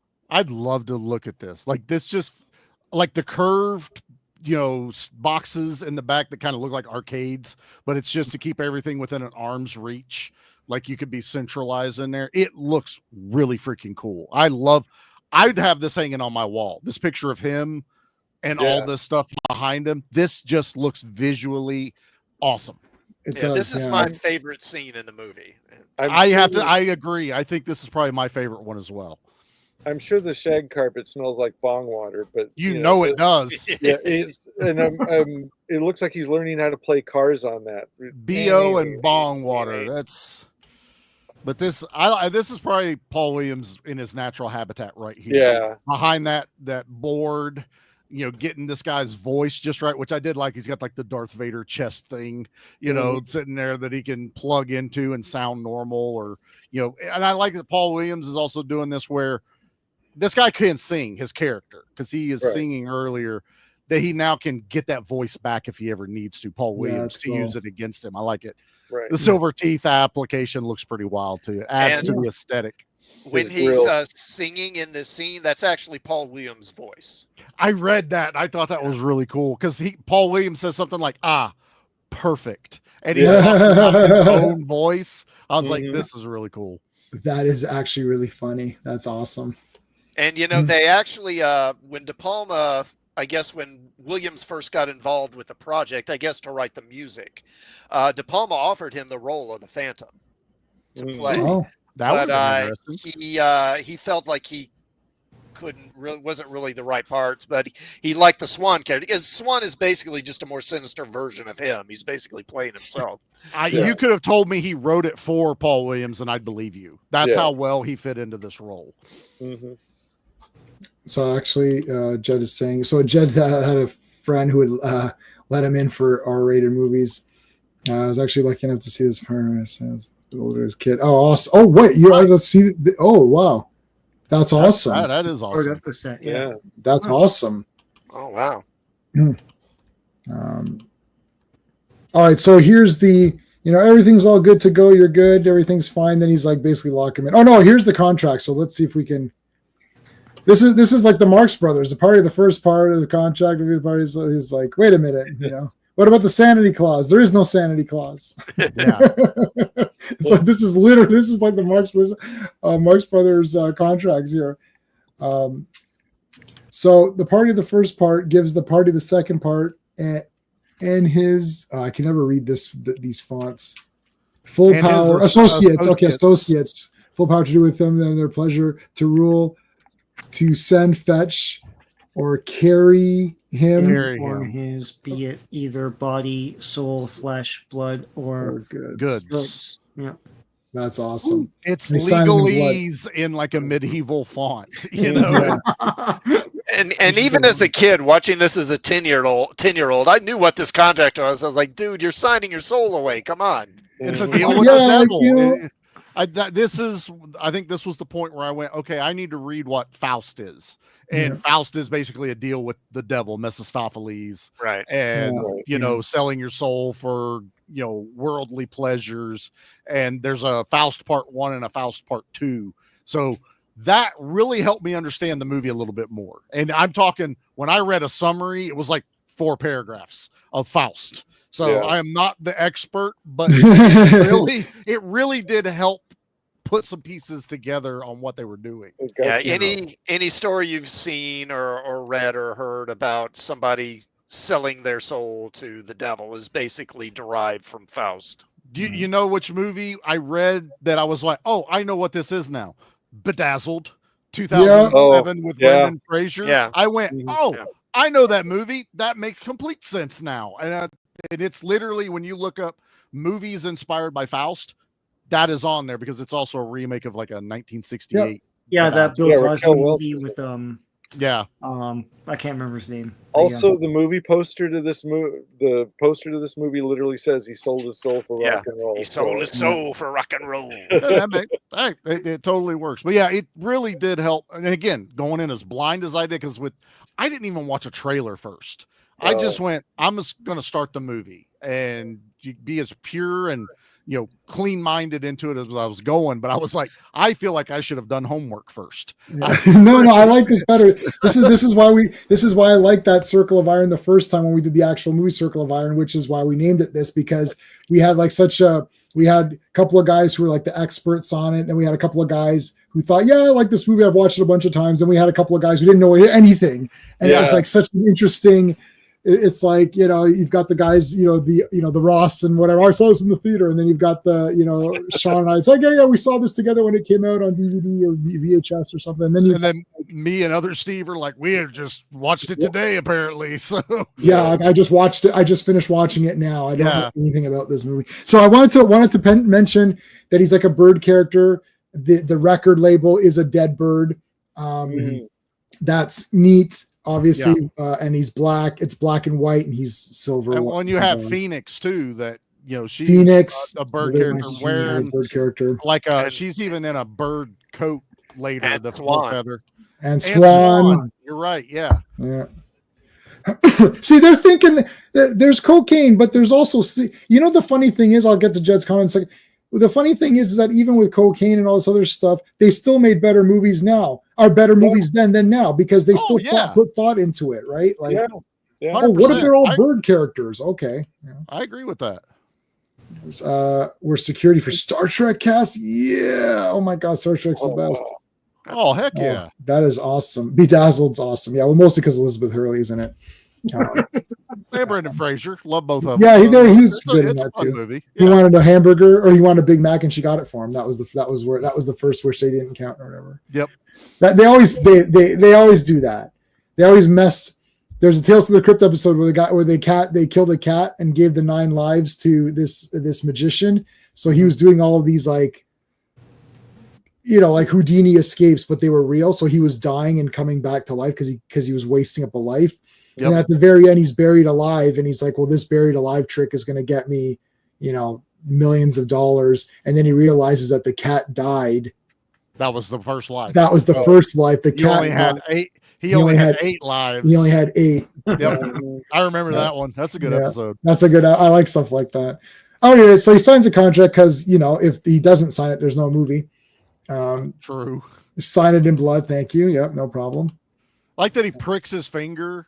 Yes. And you're thinking he's getting the blood to drop so he can do it, but he's loading the pin with the blood. I was like, I like that. But then Swan's got a stamp. He put it on the stamp and then stamped that it. Was really cool. Like, hold on, let me do this. I've done this so many times. I need a stamp for it. Yeah. You've watched the movie a bunch of times. Haven't seen it in a few years though. Yeah. Well, we're going through. Yeah. Fair enough. Yeah. OG Star Trek cast. Well, Kirk and Spock are the greatest thing ever. I love Star Trek, the real Star Trek. Everybody knows what that means. Absolutely. What was TNG's today? Oh, the one where the little kid wants to be like Data. He pretends to be an android. Great one. That's a great one. I thought that was Tobey Maguire. It looks exactly like a young Tobey Maguire, and I looked it up, and it wasn't him. It's the kid from RoboCop 2. No. He's in one of the. He is in one of them. He's in one with Worf where he wants to like emulate Worf. So what happened was that his mother died on a mission that Worf was commanding, and he's like, it should have been Worf. It shouldn't have been. That's the one I remember. I knew there was a kid acting like someone, and I knew that it was that character from RoboCop 2. Yeah, I recognized him immediately. That kid in RoboCop 2 is awesome. Yeah, and I forget his name, but he was John Connor in Terminator 3 too. Oh, really? Was he? Yeah, that's him. Okay, I didn't know that. Oh, that I didn't know. Like Future John? Well, I mean, he's because John Connor's an adult by that point. That's the kid from that's the kid from the start, from the Data one or from the Worf one? From the Worf one, from RoboCop 2. wow. That's completely shocking. Okay, that's crazy. I'm completely stunned. And he was on that show Carnival, that HBO show too. I didn't watch, but I heard of that. Awesome stuff. All right, let's get some like cool pictures of the mask here. There's just almost every frame looks amazing. Like, Yes. yeah. There's JH. Yeah. I've got a bird costume on now. Oh, we get it. We get it. Look, this is awesome. I like this. I like this. They go around. Yeah. Yeah. It's almost like there's people there that are caricatures of real popular musicians. Right. Almost like I swear there's like a guy that looks like maybe like George Harrison or some of the more 70s prominent musicians. I didn't know who these two were though. Well, it's like the styles of the time, right? So okay, yeah. It's like the Sister Act. Well, they do the country guy right that pops up right after this the one. Country, the Kenny Loggins guy. And even he's like, I like this, but no, it doesn't fit. Yeah. So we've got a poll going. Rate the movie, easy peasy. 5 out of 5, 4 out of 5, 3 out of 5, 2 out of 5. I didn't put 1 out of 5 because I can only have 4 options, and if you put 1 out of 5, like really. Why are you here? So right. So 5. We only have 5 votes tonight. So it's basically 2 say 5 out of 5, 2 say 4 out of 5, and 1 says 2 out of 5. That person literally came in, clicked 2 out of 5, and then left. It's like probably. It's like 2 out of 5. No, it wasn't. I didn't not like this movie. So. Oh, there's beef. Now this guy is awesome. I've got a favorite character in this movie, and it's Beef. Okay? Yeah, Beef. Yeah. And I mean, we've seen this guy. Like, okay, this guy's in 400 movies or whatever. I swear. He's a chopping mall. He's one of the technicians that dies at the beginning of it. When they get hit by lightning, he's one of the guys in the control booth that gets killed by the robots. And he actually has a deep gravelly voice. He's making this voice for the Beef voice. I like it. He sounds more like a singing voice than his speaking voice. He also he was in an episode of Voyager. He plays and Deep Space Nine. The Q that wants to unalive himself. Yeah. I saw he was in Child's Play 2. Is he like one of like the dad character or just a random guy? I think he's a random guy. I was looking at his filmography. He's done a lot of horror sequels. Like he was in It's Alive 3. Which I have. Oh wow. Just a lot of horror sequels over the years. Yeah, Chud 2. Chud 2, yeah. He's in Police Academy 6, which we've determined is better. We're saying 6 is better than 5, but Sean thinks 5. Oh, Sean, wait a minute. No, 5 is better than 7. I apologize. I don't know why you're arguing that. But you did a poor job of reminding me that was the Moscow one. Yeah, I thought it was obvious. 7. No. Sorry, 6 is better than 5, but 5 is better than 7. You are correct. Yes, I'd have to watch them all again. I apologize. 7 does have Ron Perlman as the villain, but yeah, so that is pretty good. But even he says it's shit. So yeah. But this guy's in TerrorVision, which we just got on. Should be in that Blu-ray pack that we have. Wasp Woman, but I know mostly he was in Parker Lewis Can't Lose. Yeah. Oh, okay. So that's kind of where I recognize him from. He was in an episode of Babylon 5 also. Yeah, which I haven't watched, but I own. I haven't watched it, but and he's in Starsky and Hutch, which I own. Dukes of Hazzard I own. Twilight Zone I own. My Two Dads used to watch that. Miami Vice, Tales from the Crypt, Parker Lewis, Seinfeld. Wow. Family Matters, Deep Space Nine, Pink Panther, Babylon 5, The Tick, Critic, Gargoyles, goes the voice on Gargoyles, Voyager, Law and Order. Wow, like pretty good. That's good, man. That's respectable. Chopping Mall. He's working. I mean, he's a working actor. Yeah, I get a paycheck. That's it. But I really like this Beef. I like this character he's created in this thing. Hey, Joe Dog. What's up, Joe?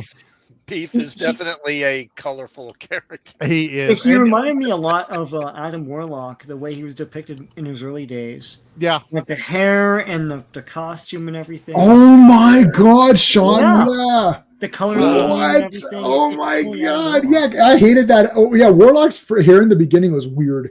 Yeah. Then they slicked them. He made him look cooler. They said, sorry, I missed this comment. Did I miss something? I missed. Often said the Phantom of the Paradise and Shock Treatment are almost like the same movie to a point, There's some major. I need to watch Shock Treatment and Thingy. The thing is, it's very claustrophobic because there are a lot of strikes going on at the time.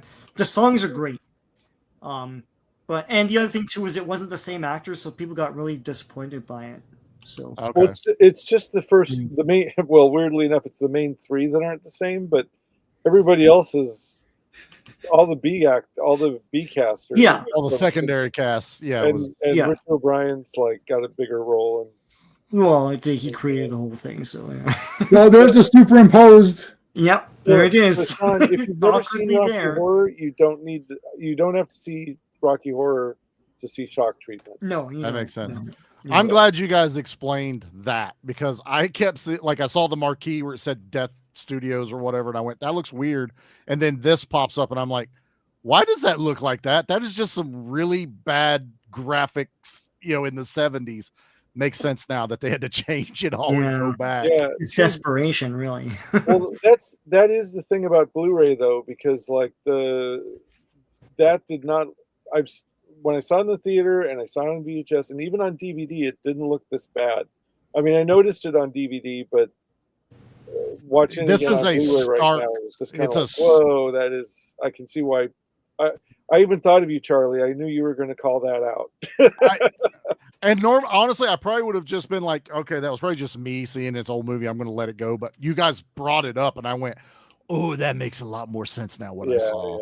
Yeah. The plane is white behind them, not that white on the podium. Yeah, it's like a total overlay. Like, yeah. Like here's one of my overlays when I do something. No, I thought Superman was really here with us. I thought that was really there. Don't look at the podium, man. Just ignore the podium. No, you're right. But it makes a lot more sense. So, and I do kind of like this logo. I mean, if we're doing it for really quick, just pop it on there, it works. It looks cool. Oh, this is awesome! Look how he owns this role. He owns it. We're gonna have to get Charlie to watch some Jodorowsky films, and whatever you think is weird in this movie, you can just times that by 4 trillion. Yeah, the actual calculation is 4 trillion. Take what's weird in this movie. Like my wife saw about 12 seconds of Holy Mountain. She's like, "What the hell?" I was like, "I said this is not for you. Just read your books." This is a J-Man movie. Just let it play. I thought I've seen some Klaus Kinski type things. Right. I thought I've seen weird. I think this has topped some of my Klaus movies. No. Jodorowsky. Okay, there's a guy who looks like Jesus who comes and poops out. They catch his poop in a bowl, and then it turns into gold. And they're like, "Your excrement has turned into gold." It's like, yeah. Okay.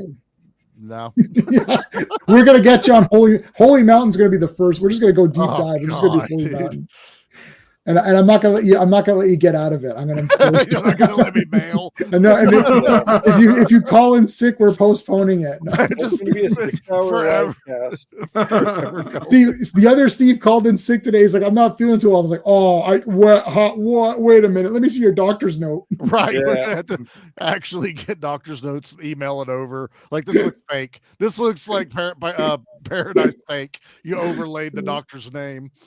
Jed is we're gonna have to do the Police Academy ranking. We'll have to do a Police Academy rank. We'll have to do the. I'm always down for an excuse to watch those. I haven't in a long time. Oh yeah, they're great. I like. All right, so Swan locks him in here. So and then Beef is now going to perform. Now he does have Phoenix there just to kind of be there, but it's Beef who's going to. This still where Beef is like in the coffin at the airport. Oh, I don't know how I'm gonna No. If you can't, don't worry about it. Yeah. Oh, there it is. There it is. Okay, hold on. Let me strategically try to go. There you go. Hey. Yeah. So apparently that's body paint, and that was like glue and glitter. Yeah, you can see. Body. Wow. So. I love that his name is Beef. Yeah. Oh my God! Look at this. Yep.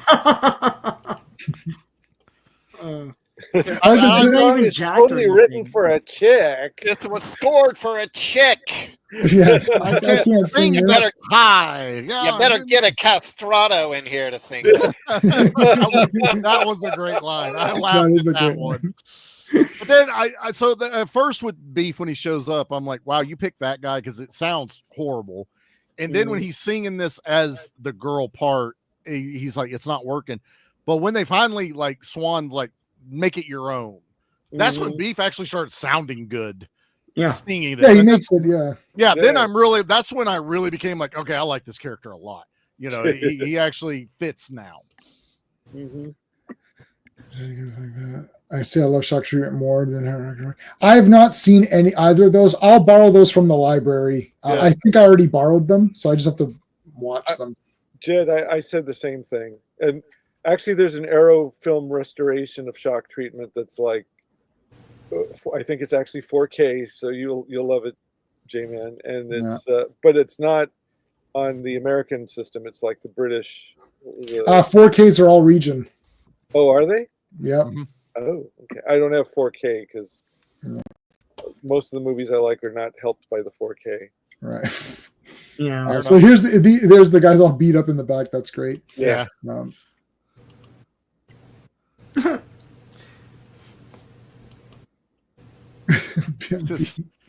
There's Jessica in the back, like, what the hell's going on here? Look at this woman. She's like, what the hell?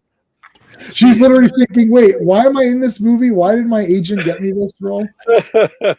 It's that, or she's stoned out of her gourd right then and there. So there's the it's like he's feeding him pills and uppers and downers, so he does this sonata. Andrew's Charlie, got. would you prefer to just see the opera version of the story that the Phantom wrote? I actually I'm more curious what he had, like, to see the true version, not this what they've done in the movie, because from what I understand, he was doing a more in line with Faust, what the actual poem and everything is. So I was actually like, I kind of want to see this now. Like, I mean, it would have been a concept album, right? Like it would have been like a two. Well, I mean, for us, it would have been like a 2 CD concept album, but for at that time, I don't know how many records. Like, they could have. He tells them that because they're like, we just need 1 or 2 songs that you've done. He goes, no. It's all of this. It's 1 or 2 isn't going to make sense. And I was like, So it would have been multiple. It would have been like part 1, part they've done these. They've done so many of these part 1, part 2, part 3, part 4, like albums or whatever. Right, Jet, take it easy, man. See you, Jet. Andrew's popped in. I want to say hi. Is that Super Sentai? I can't tell if that's a Super Sentai. Super Friends. No, this is one of the parody things, I think. No. Well, it's the Hall of Justice, but underneath it looks like a Sentai guy or something. Yeah, anyways. Make it out. Okay, so I love the antlers here, and he pokes his fat belly with them. Mm-hmm. Yeah. See, look, he pokes his belly. Mm-hmm. I mean, they've got to shoot that. I love that they got to shoot that and then edit that into like someone's editing the movie. Brian, did you want this antler poking this guy's blubber? It's like, yeah, put that in. That's good. I like that. Well, the producer's been poking all the other talent, and now the talent gets to poke him back. That is correct. Yeah. There's Beef. Look, he's got like some weird Muslim bod magazine or something. Yeah. Bod. It's like gay porno mag or something. It's exactly what it looked like, and he's like starting to snort speed or something up at this point, or straight up coke. Yeah. Well, Swan has his own cigarette brand. Yeah. Oh shit, he does, doesn't he? Yeah, that's one of the few times when you can see the Swan logo and. Yeah. Okay, so this is a lot, like everything's just branded him, no matter what it is. Yeah, it's supposed to be part of the original concept was that Swan was just kind of omnipresent.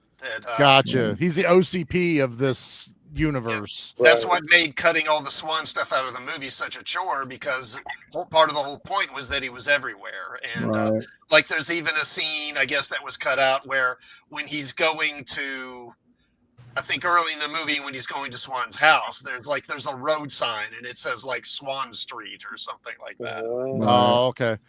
So here's another Hitchcock reference. This one I got, obviously. Right. I picked up. Or I mean, I understand Hitchcock used split screen, but lots of people use. But like, I didn't realize that was specifically for Hitchcock. This obviously we knew it was for Hitchcock because the Right. shower.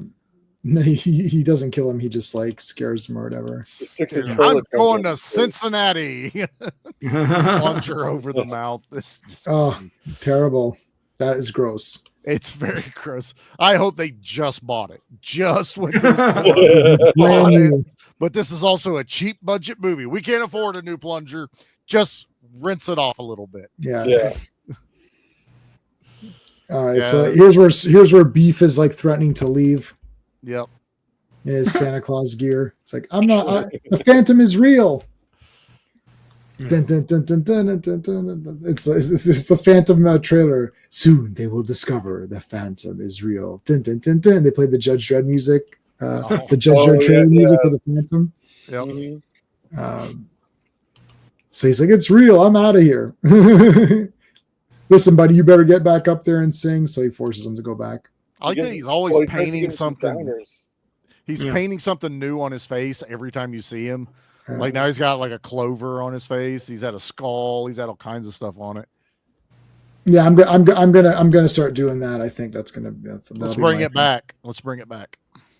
Oh, here's the fake kiss guys or whatever. I like this. I actually really like this part. So on the commentary, they said that they hadn't even seen Kiss yet, like because this was like that early in the 70s. Interesting. So what they were doing was this was the cabinet of Dr. Caligari. Yeah, it's obvious. Yeah. Okay. You can see the backgrounds are like that. Yeah. Oh my god. Yeah. That's what I thought they were going for. Yeah. I never caught on to that Frankenstein shtick. Yeah, and if you look German expression. Jessica Harper is one of the girls sewing up the body. As she's got the makeup on, and she on the commentary. Yeah, it is Frankenstein because he gets they're chopping off pieces and they assemble them, right? Like that's why it's not the stitching. Mm-hmm. Yeah, I like how that's like staged in the audience and like body parts just start coming up and they're carrying them off. This girl's taking them over to the box or whatever it is. I really like this performance. Mm-hmm. Like this one was really cool to watch. Yeah. The guys were saying on the commentary, the commentary is these three guys and Jessica Harper and the guy who plays Beef, and they cut back and forth. The commentaries were done separately and they merged them. Yeah. Right. So they were saying like there's one bit where they pull a torso out of the audience, and the guy with the torso is actually the editor. They're like, he's obviously the oldest guy in like a crowd of teenagers. It's weird. Turning these guys on, and they said that at one point they were hoping that there was going to be a sequel made because they were working together so well as this fake band that they were going to go on the road and be the Juicy Fruits. So I'm surprised they didn't. They didn't pull a Monkees or something, and a fake band turns into a real thing later on. Right. Yeah, there you go. Now they're going to bring him forth. Phantom doing Phantom. Yeah, go back to the previous one with where he's like lying down there. Oh, I like this costume. See that? I think that's is that Jessica Harper by his head? I think, or is it one of the Juicy Fruits? No, it's not her. I don't think. No. Okay. And then there's the Phantom doing like Phantom-ish kinds of things. Yep. In the rafters. Yeah. There's Beef. Beef doing his best Meatloaf before Meatloaf was a thing. I was really enjoying that. His name is Beef, so there you go, Beef. Meatloaf. There you go. Now we just get chicken tenders. Now there he is. What the hell? Why is that unlocked? He also said like so when he's rehearsing this, he falls over because of the high heels, and he's like slipping all over the stage trying to get back up. And he said for the crew didn't know him very well at that point, and so they were making him do that over and over like 8 times. And when he slides and they're doing that, like it's almost like a comedic bit. It's like it's really slapsticky bit. Yeah. Okay. Oh, Swan in the darkness. Mm-hmm. Okay, so Beef. Okay, so wait a minute. Where's Beef's right there. Yeah, here we go. Yeah, so Phantom launches this lightning bolt. And at first, and Charlie thought this too, I guarantee you, that he thought he was going to get impaled with it. I immediately thought it. Yeah. They couldn't do that. So yeah. I like what happens though, because it lands beside him almost, but basically electrocutes him as he's singing. So he hits that high point and he just keeps going. I was chuckling pretty good at that. That was good. I thought it was really well done. And the audience thinks it's part of the show. Yeah. Why wouldn't they? I mean, honestly, they just watched them rip body parts out of the audience for the show. So it makes sense, but you see all the like people behind the stage going, "The fuck just happened?" Yeah, you know, everybody's like Alice Cooper, and this is right. So now this is the showgirls moment, or whatever moment from whatever. Get out movie. there and entertain now. Get out there, and she's gonna bomb, and everyone will hate her. No, of course not. Yeah, all these people are all hyped up on with this bloody Alice Cooper act, and she comes out and sings a ballad, and of course it's like, oh yeah, that's great. We're all jazzed up from the previous number, but they're still riding the high of that. Yeah. She's a good singer. I mean, you're following Kiss with Joni Mitchell. Sure, everybody's gonna love that. Oh yeah. No, but I'm just kidding, because I really do like her a lot. That's good. Yeah, I mean, well, yeah. So she does. Of course, everyone's dying over her. Mm-hmm. Now Swan sees the potential. It's like, and what's interesting is the change that occurs with her, because she's been this kind of sweet, innocent person up to this point, and then when she gets out in front of the crowd and gets all that adulation, suddenly she's like, "Yeah, I'll do whatever I got to do to keep this and to get this back." Right. Which is exactly her character arc in Shock Treatment. Spoiler. Yeah. Shocking. Yes, I got that. It's like, and she was all cute and simple. Now she's going to be getting the makeup on, and now I gotta look better and whatever. And I like that they give you an explanation for that though as it goes through. Because she signs her own contract. Right. We don't see that till afterwards, but it kind of explains why she's gone like this darker path than what she was originally intended to be. And she's got the drawing, the simple drawing on the dress there. Oh yeah. What the hell, eh? What's with this? Like, this is such a this is befuddled J-Man this entire. No, because I never noticed it until now. Yeah. Like literally, and I've seen this probably for sure 4 times. Like, if when I first got it, then I was like, "What the hell was that?" And then I watched it again. You know what I mean? When you first get it, you're like, "What the heck?" And you watch it a few times, and then I paused on it for a bit, and then I came back to it, and then I come back. But watching it like this is crazy. We're pausing, like, what's with these shirts or whatever. But anyways, so now the Phantom is like, dude, like, what are you doing? Like, you're gonna sell your soul to that little pipsqueak? Like, he's going to own your ass. And she's like, I don't care if he owns my ass, because, I want to be famous or whatever. I'll make you famous or whatever. The trope of fame, I'll do whatever it takes to get to the top type mentality. Now she's adopted the full bird. Yep. It's like, now I'm also a bird person, even though my name was Phoenix, but she will rise. No. We're all crazy for her. It's like, all right. Swan's like, we can do her now, but he's gonna kill her though. Because now he's realized what the people want. The people love the fact that someone died on stage. Beef got electrocuted and the people went nuts. Yeah. So now he's like, oh, now I really know how to get the people juiced up out there, kill people on stage. Yeah, so he's gonna have a wedding where his bride gets assassinated on national television. Like she's the fucking president or some shit. Like he's got a guy in the balcony. It's it's so outlandish. The opening 1950s song is about a rock star who commits suicide so his album will sell better for his little sister. So they ingeniously set that up. That theme of fame at any cost, yeah. Mm-hmm. Right. Which is, go ahead. It does bear the question, though, because we know she signs a contract. Mhm. And, so die. and Swan and Leech, they both can't die. Right. Mhm. As long as, or at least Leech can't die as long as Swan is alive.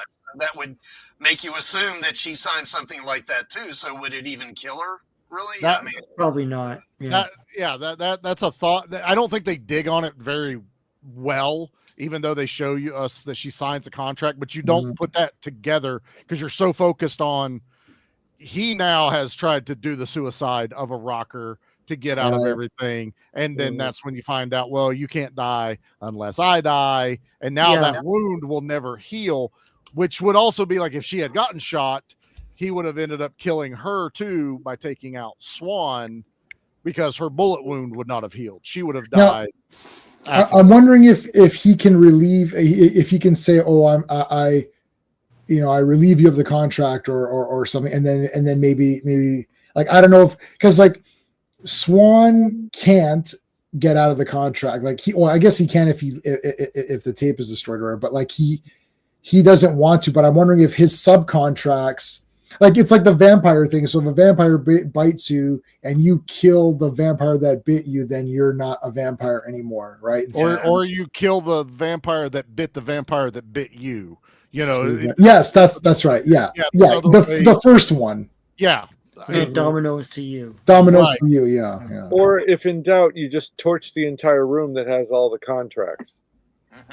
That too, I guess, kind of works, but that doesn't. Does torching the contract nullify? This is where I'm going to ask a question once we get up to it, because I'm still a little confused on one aspect of this. All right, so we're getting close to the so she's going to say no, right? And then she gives him up. She's like, "Oh, he's on the roof or whatever." And you think, when he grabs her and takes her, I think you kind of have the expectation that there's going to be this, when she realizes it's him, it's going to be like some kind of emotional reunion or something. Mm-hmm. But instead, she's just like, "Get away from me, you freak!" Where the hell are you? Yeah, that's awesome.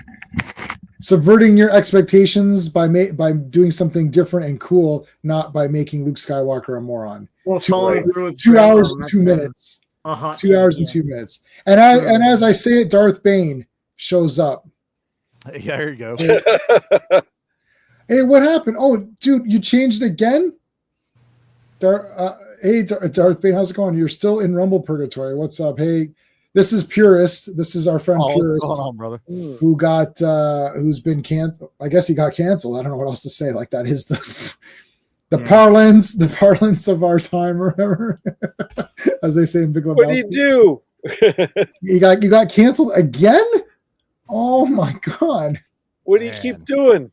Finding a workaround. Okay. Trying to find a workaround. Well, subscribe to Darth Bane now, because you might not get the chance and do it now before he's gone. I don't know. You're now you're on Rumble. I tried to do Rumble and it took me forever to figure out YouTube. So I'm like, I don't have forever to do Rumble. Or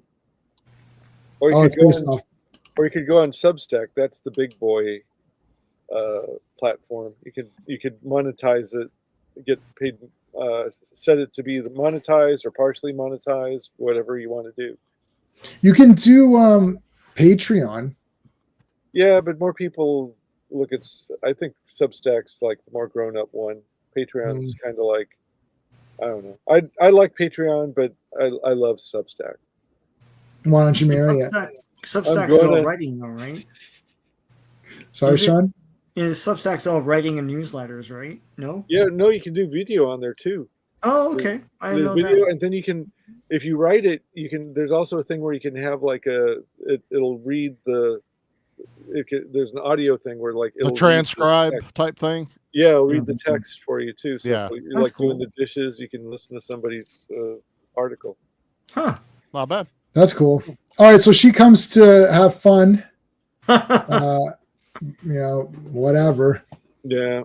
And she's although they're very awkward about it, but sure. Yeah. Yeah. Yeah. This is very weird. VPN.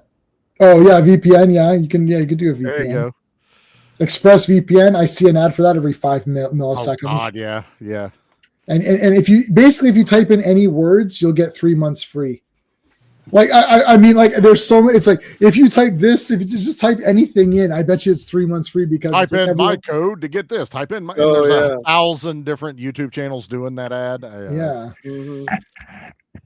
This scene's kind of wild. I like the ad that Swan knows he's up there basically. Like this is all just a setup for the Phantom to see what's happening. Hell, there's a camera right behind. I love the security cameras in this movie too, that they're giant fucking video cameras. Yeah. That, you know, it's just now we have these tiny little things, and these were like giant State of the art, state of the art stuff. Yeah.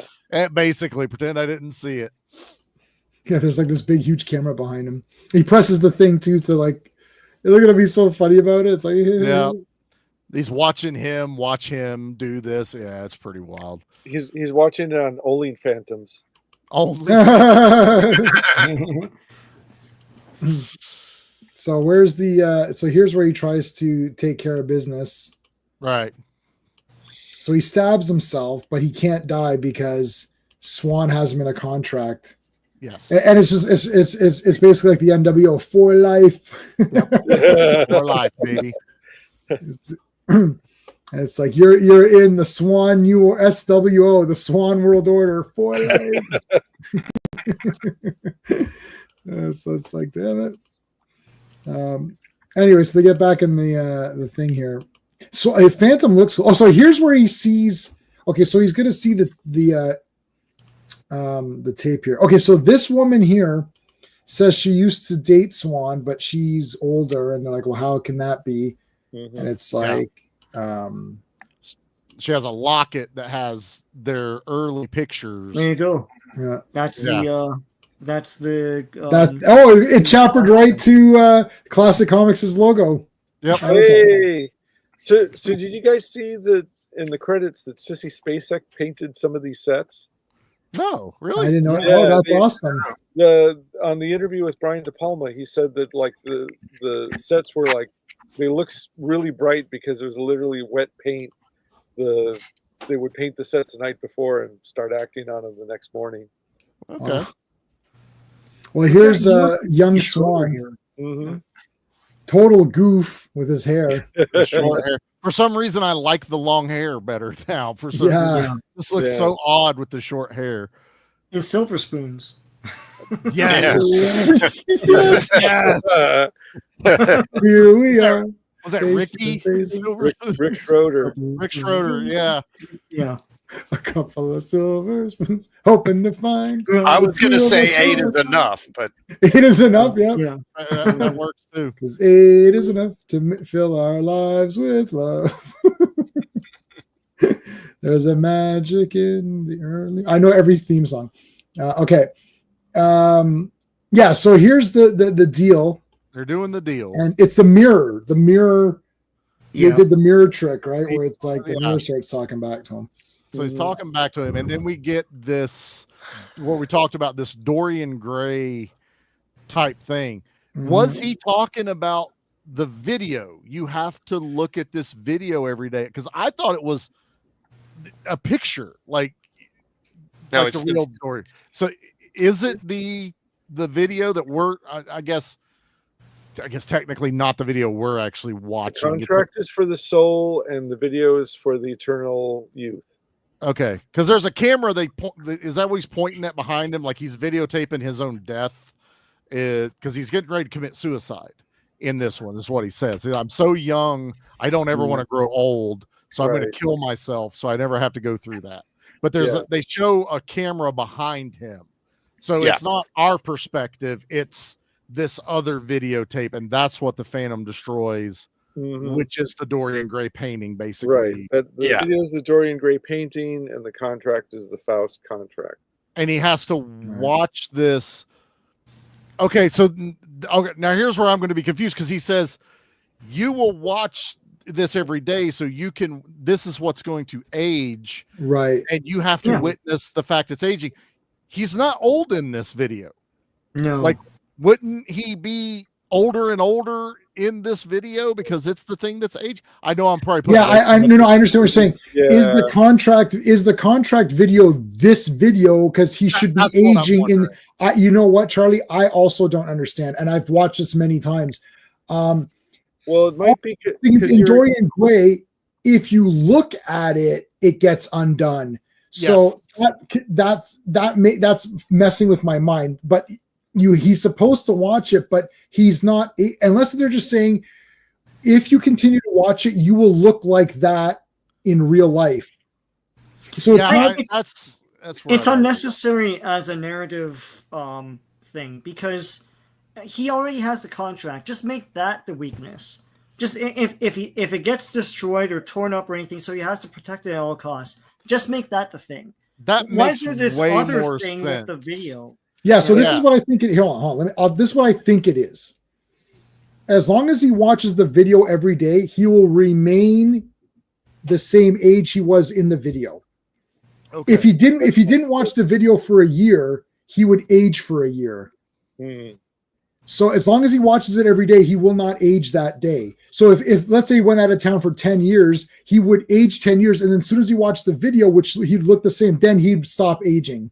But I'm pretty sure the reflection tells him that now they're literally doing the Dorian Gray. And he goes, this video will age. So you will have to see what you would become. If he does something like doing that. Yeah, he does say that. I think it's just a plot hole, a screw up. It could be, but I'm glad I'm not the only one because when they ripped the mask off him later, I was fully confused. Like, why does he look like he does right now? Like, because then it's destroyed, and then it's like I thought he was just like the Phantom was basically just causing chaos and just burnt everything. I never took it as that film reel was the actual thing that Swan had to look at. I thought that maybe would come up later in the final showdown. Here's all the other contracts. So now we're seeing that he's taped them all. So it is the tape. Sean's right. Just have it be the contract. Like, who cares? Yeah. I do agree with that. You don't even need the Dorian Gray storyline in this. Yeah. His contract could have been, you'll just stay young. That's it. That's what you get. Yeah. I think they were just trying to be way too creative because they throw in Frankenstein, they throw in the Hitchcock, they throw in all this stuff. It's just go ahead. They're being a little too clever. You're right. Yeah. And I like this cool idea, but they didn't finish the idea appropriately. And that's why it's like whenever he rips that mask off and he's old, I thought he was a burn victim when he ripped the mask off. I'm like, so by burning the tape, did that burn? That would have made even more sense that the contract was the tape and you burnt the tape and now it burnt his flesh, So because the finale's coming up, everybody said that when they came to this last scene that's coming up, they ran out of money. So there was like a lot of stuff that had to be left out. And that's why the scene is mostly just silent. It's silent with music over it. So any drama or anything that was said or any plot wrap up or dialogue or whatever isn't in there because of the budget. That may explain everything that I'm having a concern with. Maybe they intended to take it a little bit deeper with the Dorian Gray thing. Right. So that's why it's just a big race to the end when it comes to this last scene. Yeah, it's basically like He-Man.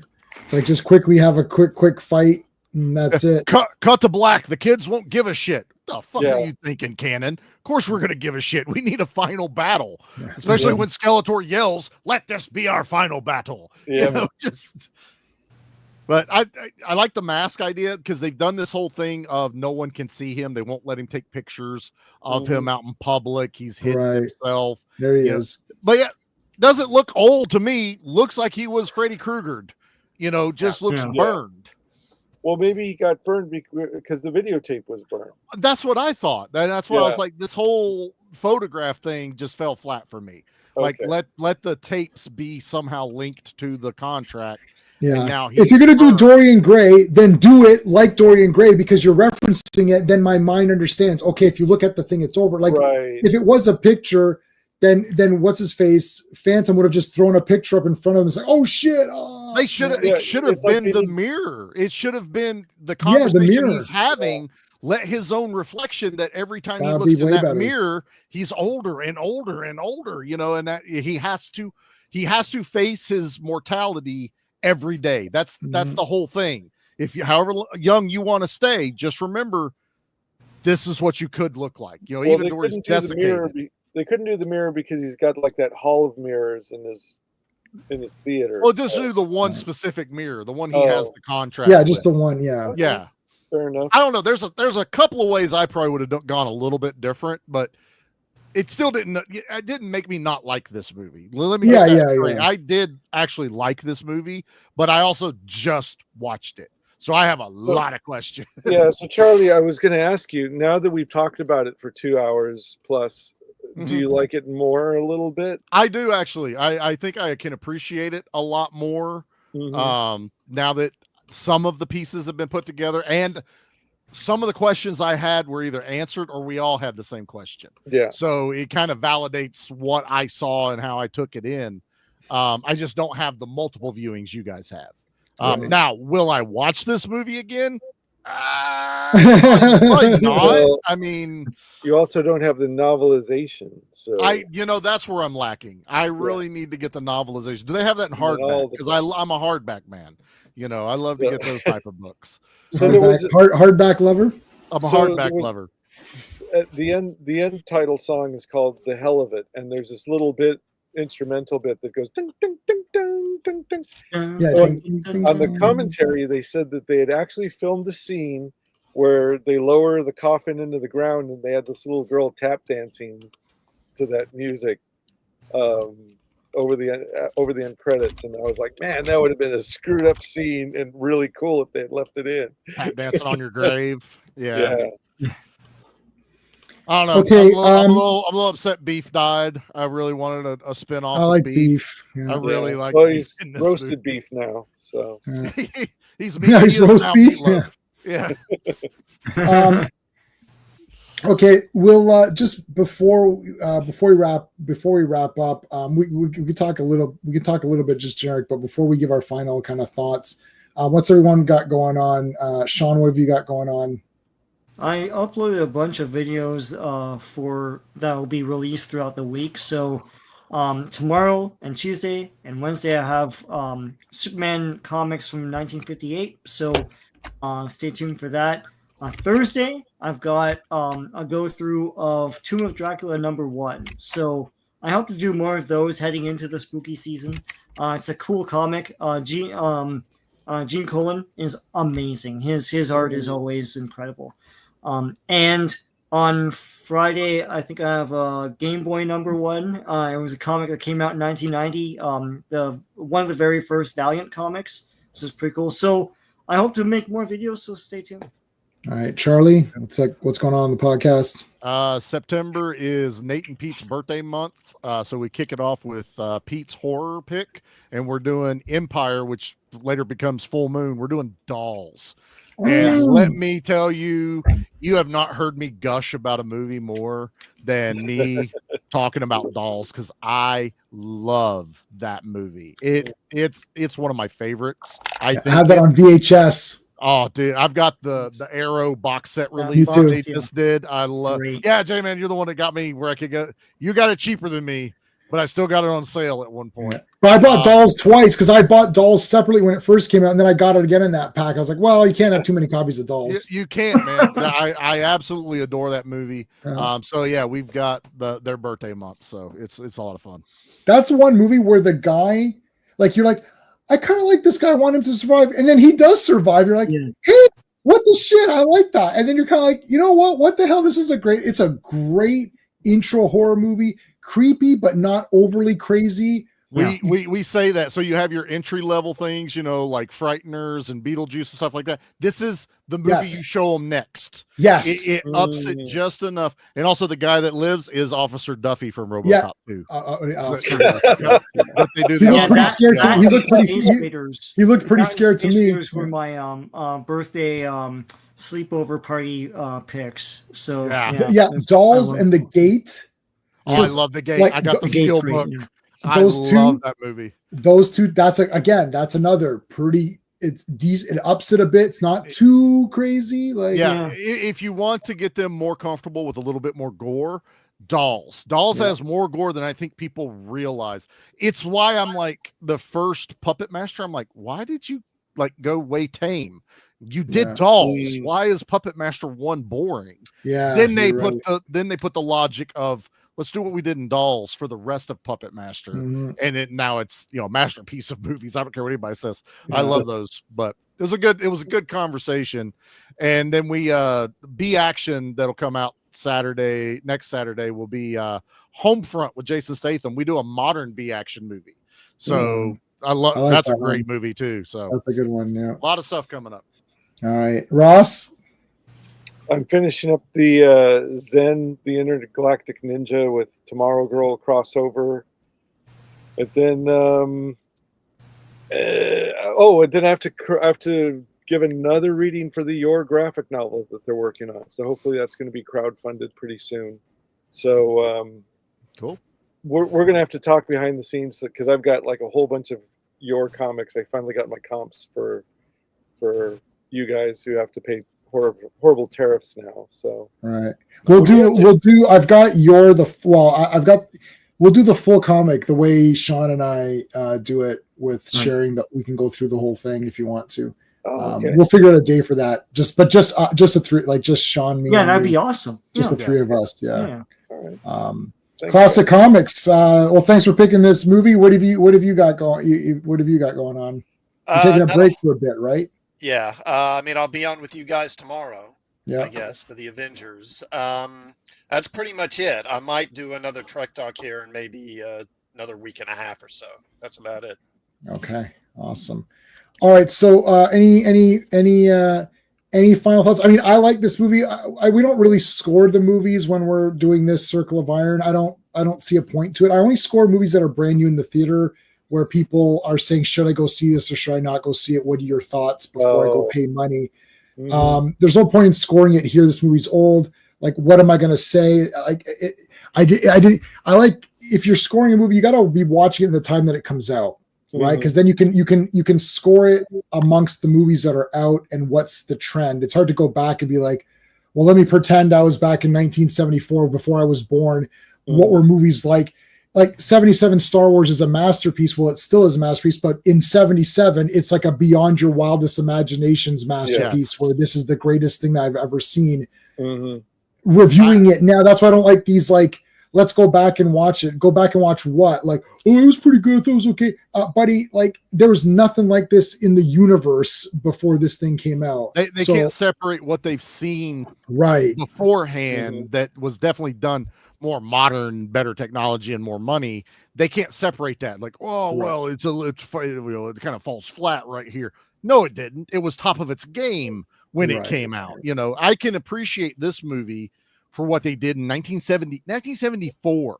This movie came out. This was really well done as far as director, photography, cinematically. Maybe we poked a couple of holes in it as far as story wise, but we also find that budget becomes a bigger considering factor when it comes to telling a story too. Like, we're out of time, speed it up. You should have got all your points in before you ran out of money, and that comes across. Also, rock and roll was not mainstream even yet. Like, there was no TV. There were like a few late night TV shows and maybe a musical guest on Saturday Night Live or some of the talk shows, and that was it.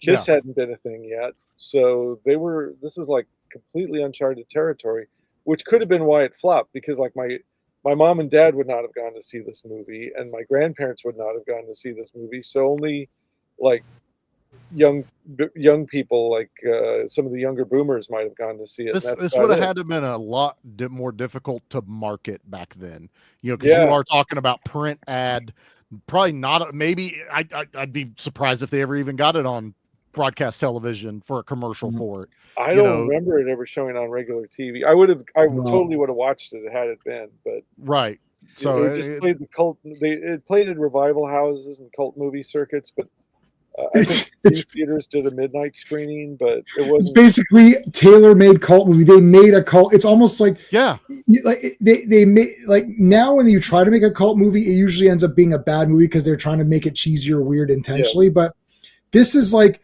a solid good movie that just automatically became a cult movie the millisecond it came out. It's like, right? Oh, this is just going to be a certain niche movie. Like that's it. Like it's not going to be big. Today, sometimes we'll look at a movie and we'll ask the question, who is the audience for this movie? You know, right. Where there's no obvious audience. And honestly, that is kind of the case with this movie. There's no real obvious like demographic you aim at. You're right. It's making fun of the industry. So it's not really targeted to people that love music or rock and roll. Yeah. And there's not a lot of satirical type movies that are coming out around this time. So you're not getting this against the establishment kind of audience that maybe want to watch this. You're right. I think it had no market to pander to. So it's just kind of like put it out there. And now when it disappeared, it was like, hey, do you remember that movie with that guy with the weird fucking mask on? You know, that was wild. We should try to find that. And you're, down at a video store later in the 80s going, I kind of remember when this came out. Let me try it now. Get that real underground talk movement about it to become a cult. Yeah. And I think Ross mentioned Kiss Meets the Phantom. Park. And those two are kind of that movie and this one are kind of linked because when I saw this movie, it was right around the time that Kiss Meets the Phantom of the Park was on TV. Yeah. So they're both kind of linked together in my mind. But Kiss Meets the Phantom was so child friendly and it was aimed directly at children. By this point in their careers, Kiss were so child friendly and aimed at being marketed to children. Yeah, they were becoming kind of a sideshow. Right. Well, that's when Gene really started to brand it. You know, it was now becoming its own entity out there, and Gene just kind of went with it. You know, whatever's going to bring in the money. Because even though even at the time they made this movie, most of Kiss's lyrics that weren't like the radio friendly hits were totally not appropriate for children. So but they were still being marketed to children. So that was the 70s, but it would probably Phantom of the Paradise would have been like for teenagers and 20-year-olds. But like you said, it's like the people who were making this movie, like Brian De Palma, was kind of too old to be hip to the scene at that point. You know what I'm saying? And even then, a lot of the songs are like you got a 1950s, a 1960s throwback song. Paul Williams is mostly pop. It's not like really rocking, it doesn't sound like Fleetwood Mac or Aerosmith or whoever. Sabbath or, when you start getting into the rock. Would be considered hard rock at that time. Yeah. He's still too mild for that. So, it's a real anomaly, but I love it. I enjoyed watching it all over again this time. Oh, here's Holy Mountain, Jodorowsky. So you can see it's already weird. Like this is a scene. This guy walks this whole way up and talks to this guy, and that's Jodorowsky right there. I got to be careful of how I scroll because of. There's a lot of nudity. Yeah, so I got to be careful. But anyways, so we're definitely gonna have fun on that one. That's gonna be. I don't even know if I can chapter through it. And I just got Santa Sagra or whatever it's called, and I've got El Topo. I have to got all those. So those are the big ones. But anyways. Okay, so for tomorrow, Sean and I and Classic Comics are back for Earth's Mightiest Mondays. Tuesday, I'm on Wrestling with Horror, talking about Until Dawn. Wednesday, I think the Top Row is back for Firewalker on the Action Elite. And I like that movie, whatever. Listen, it's just fun. It's not. There's not going to be this big deep dive. What we just did tonight is not happening with Chuck Norris and Lou Gossett Jr. and Dale Arden, Melody. Dude, they should have made it. They should have called it Firewalker Texas Ranger.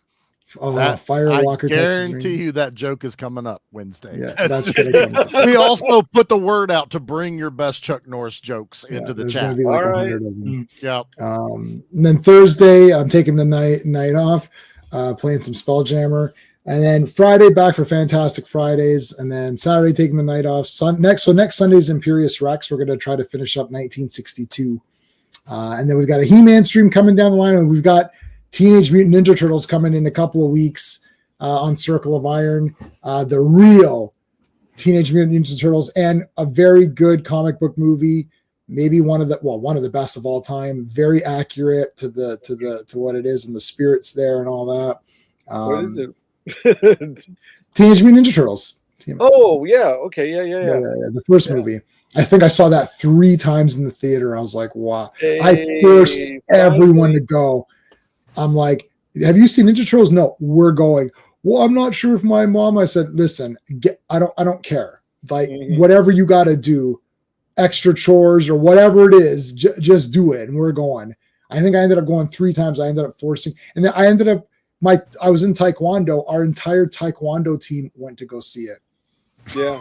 For a comic book movie of that time, and it's for an indie comic book movie of that time, and for the fact that most people knew the cartoon and they chose to stick to the comic book. Yes, we're going to talk about all that. Yes. Those, it was amazing. They didn't do the cartoon. I remember because I didn't have that comic, and I sat there. I was like, "Yo, I was like, whoa, what?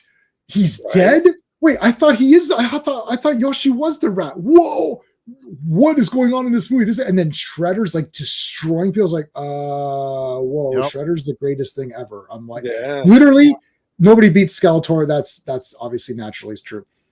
But I was like, is Shredder like number 2? Like, this is insane. Anyways, we gotta save it. Because our 5 short years from when they first released the first issue in '84 and they had nothing, all the way up to a movie 5 years later. It's crazy. Wow. Wow. It's an American dream story. It is. We'll talk about it. Yeah, we'll talk about it because R's going to come on for that one. That's his pick. So okay, perfect. Yeah. All right. Well, thanks guys for being on. Sequel, though, or ever are we going to talk about the Secret of the Ooze? I'm sure you're going to mention it. So yeah, probably yes. All right. I saw them all in the theaters, so it doesn't matter. I like part 3. I saw part 3 in the theater. All right. I don't hate it. Anyways. I like it. Yeah. So I got no problems with it. Okay. There's no Shredder. That's the problem. But that's really the only negative. But all right, guys. Thanks for being on. We appreciate it. We'll see you tomorrow. Thanks for having us. Hey friends, you've just been listening to J-Man, and he is the smartest person who ever lived. So make sure you like and subscribe.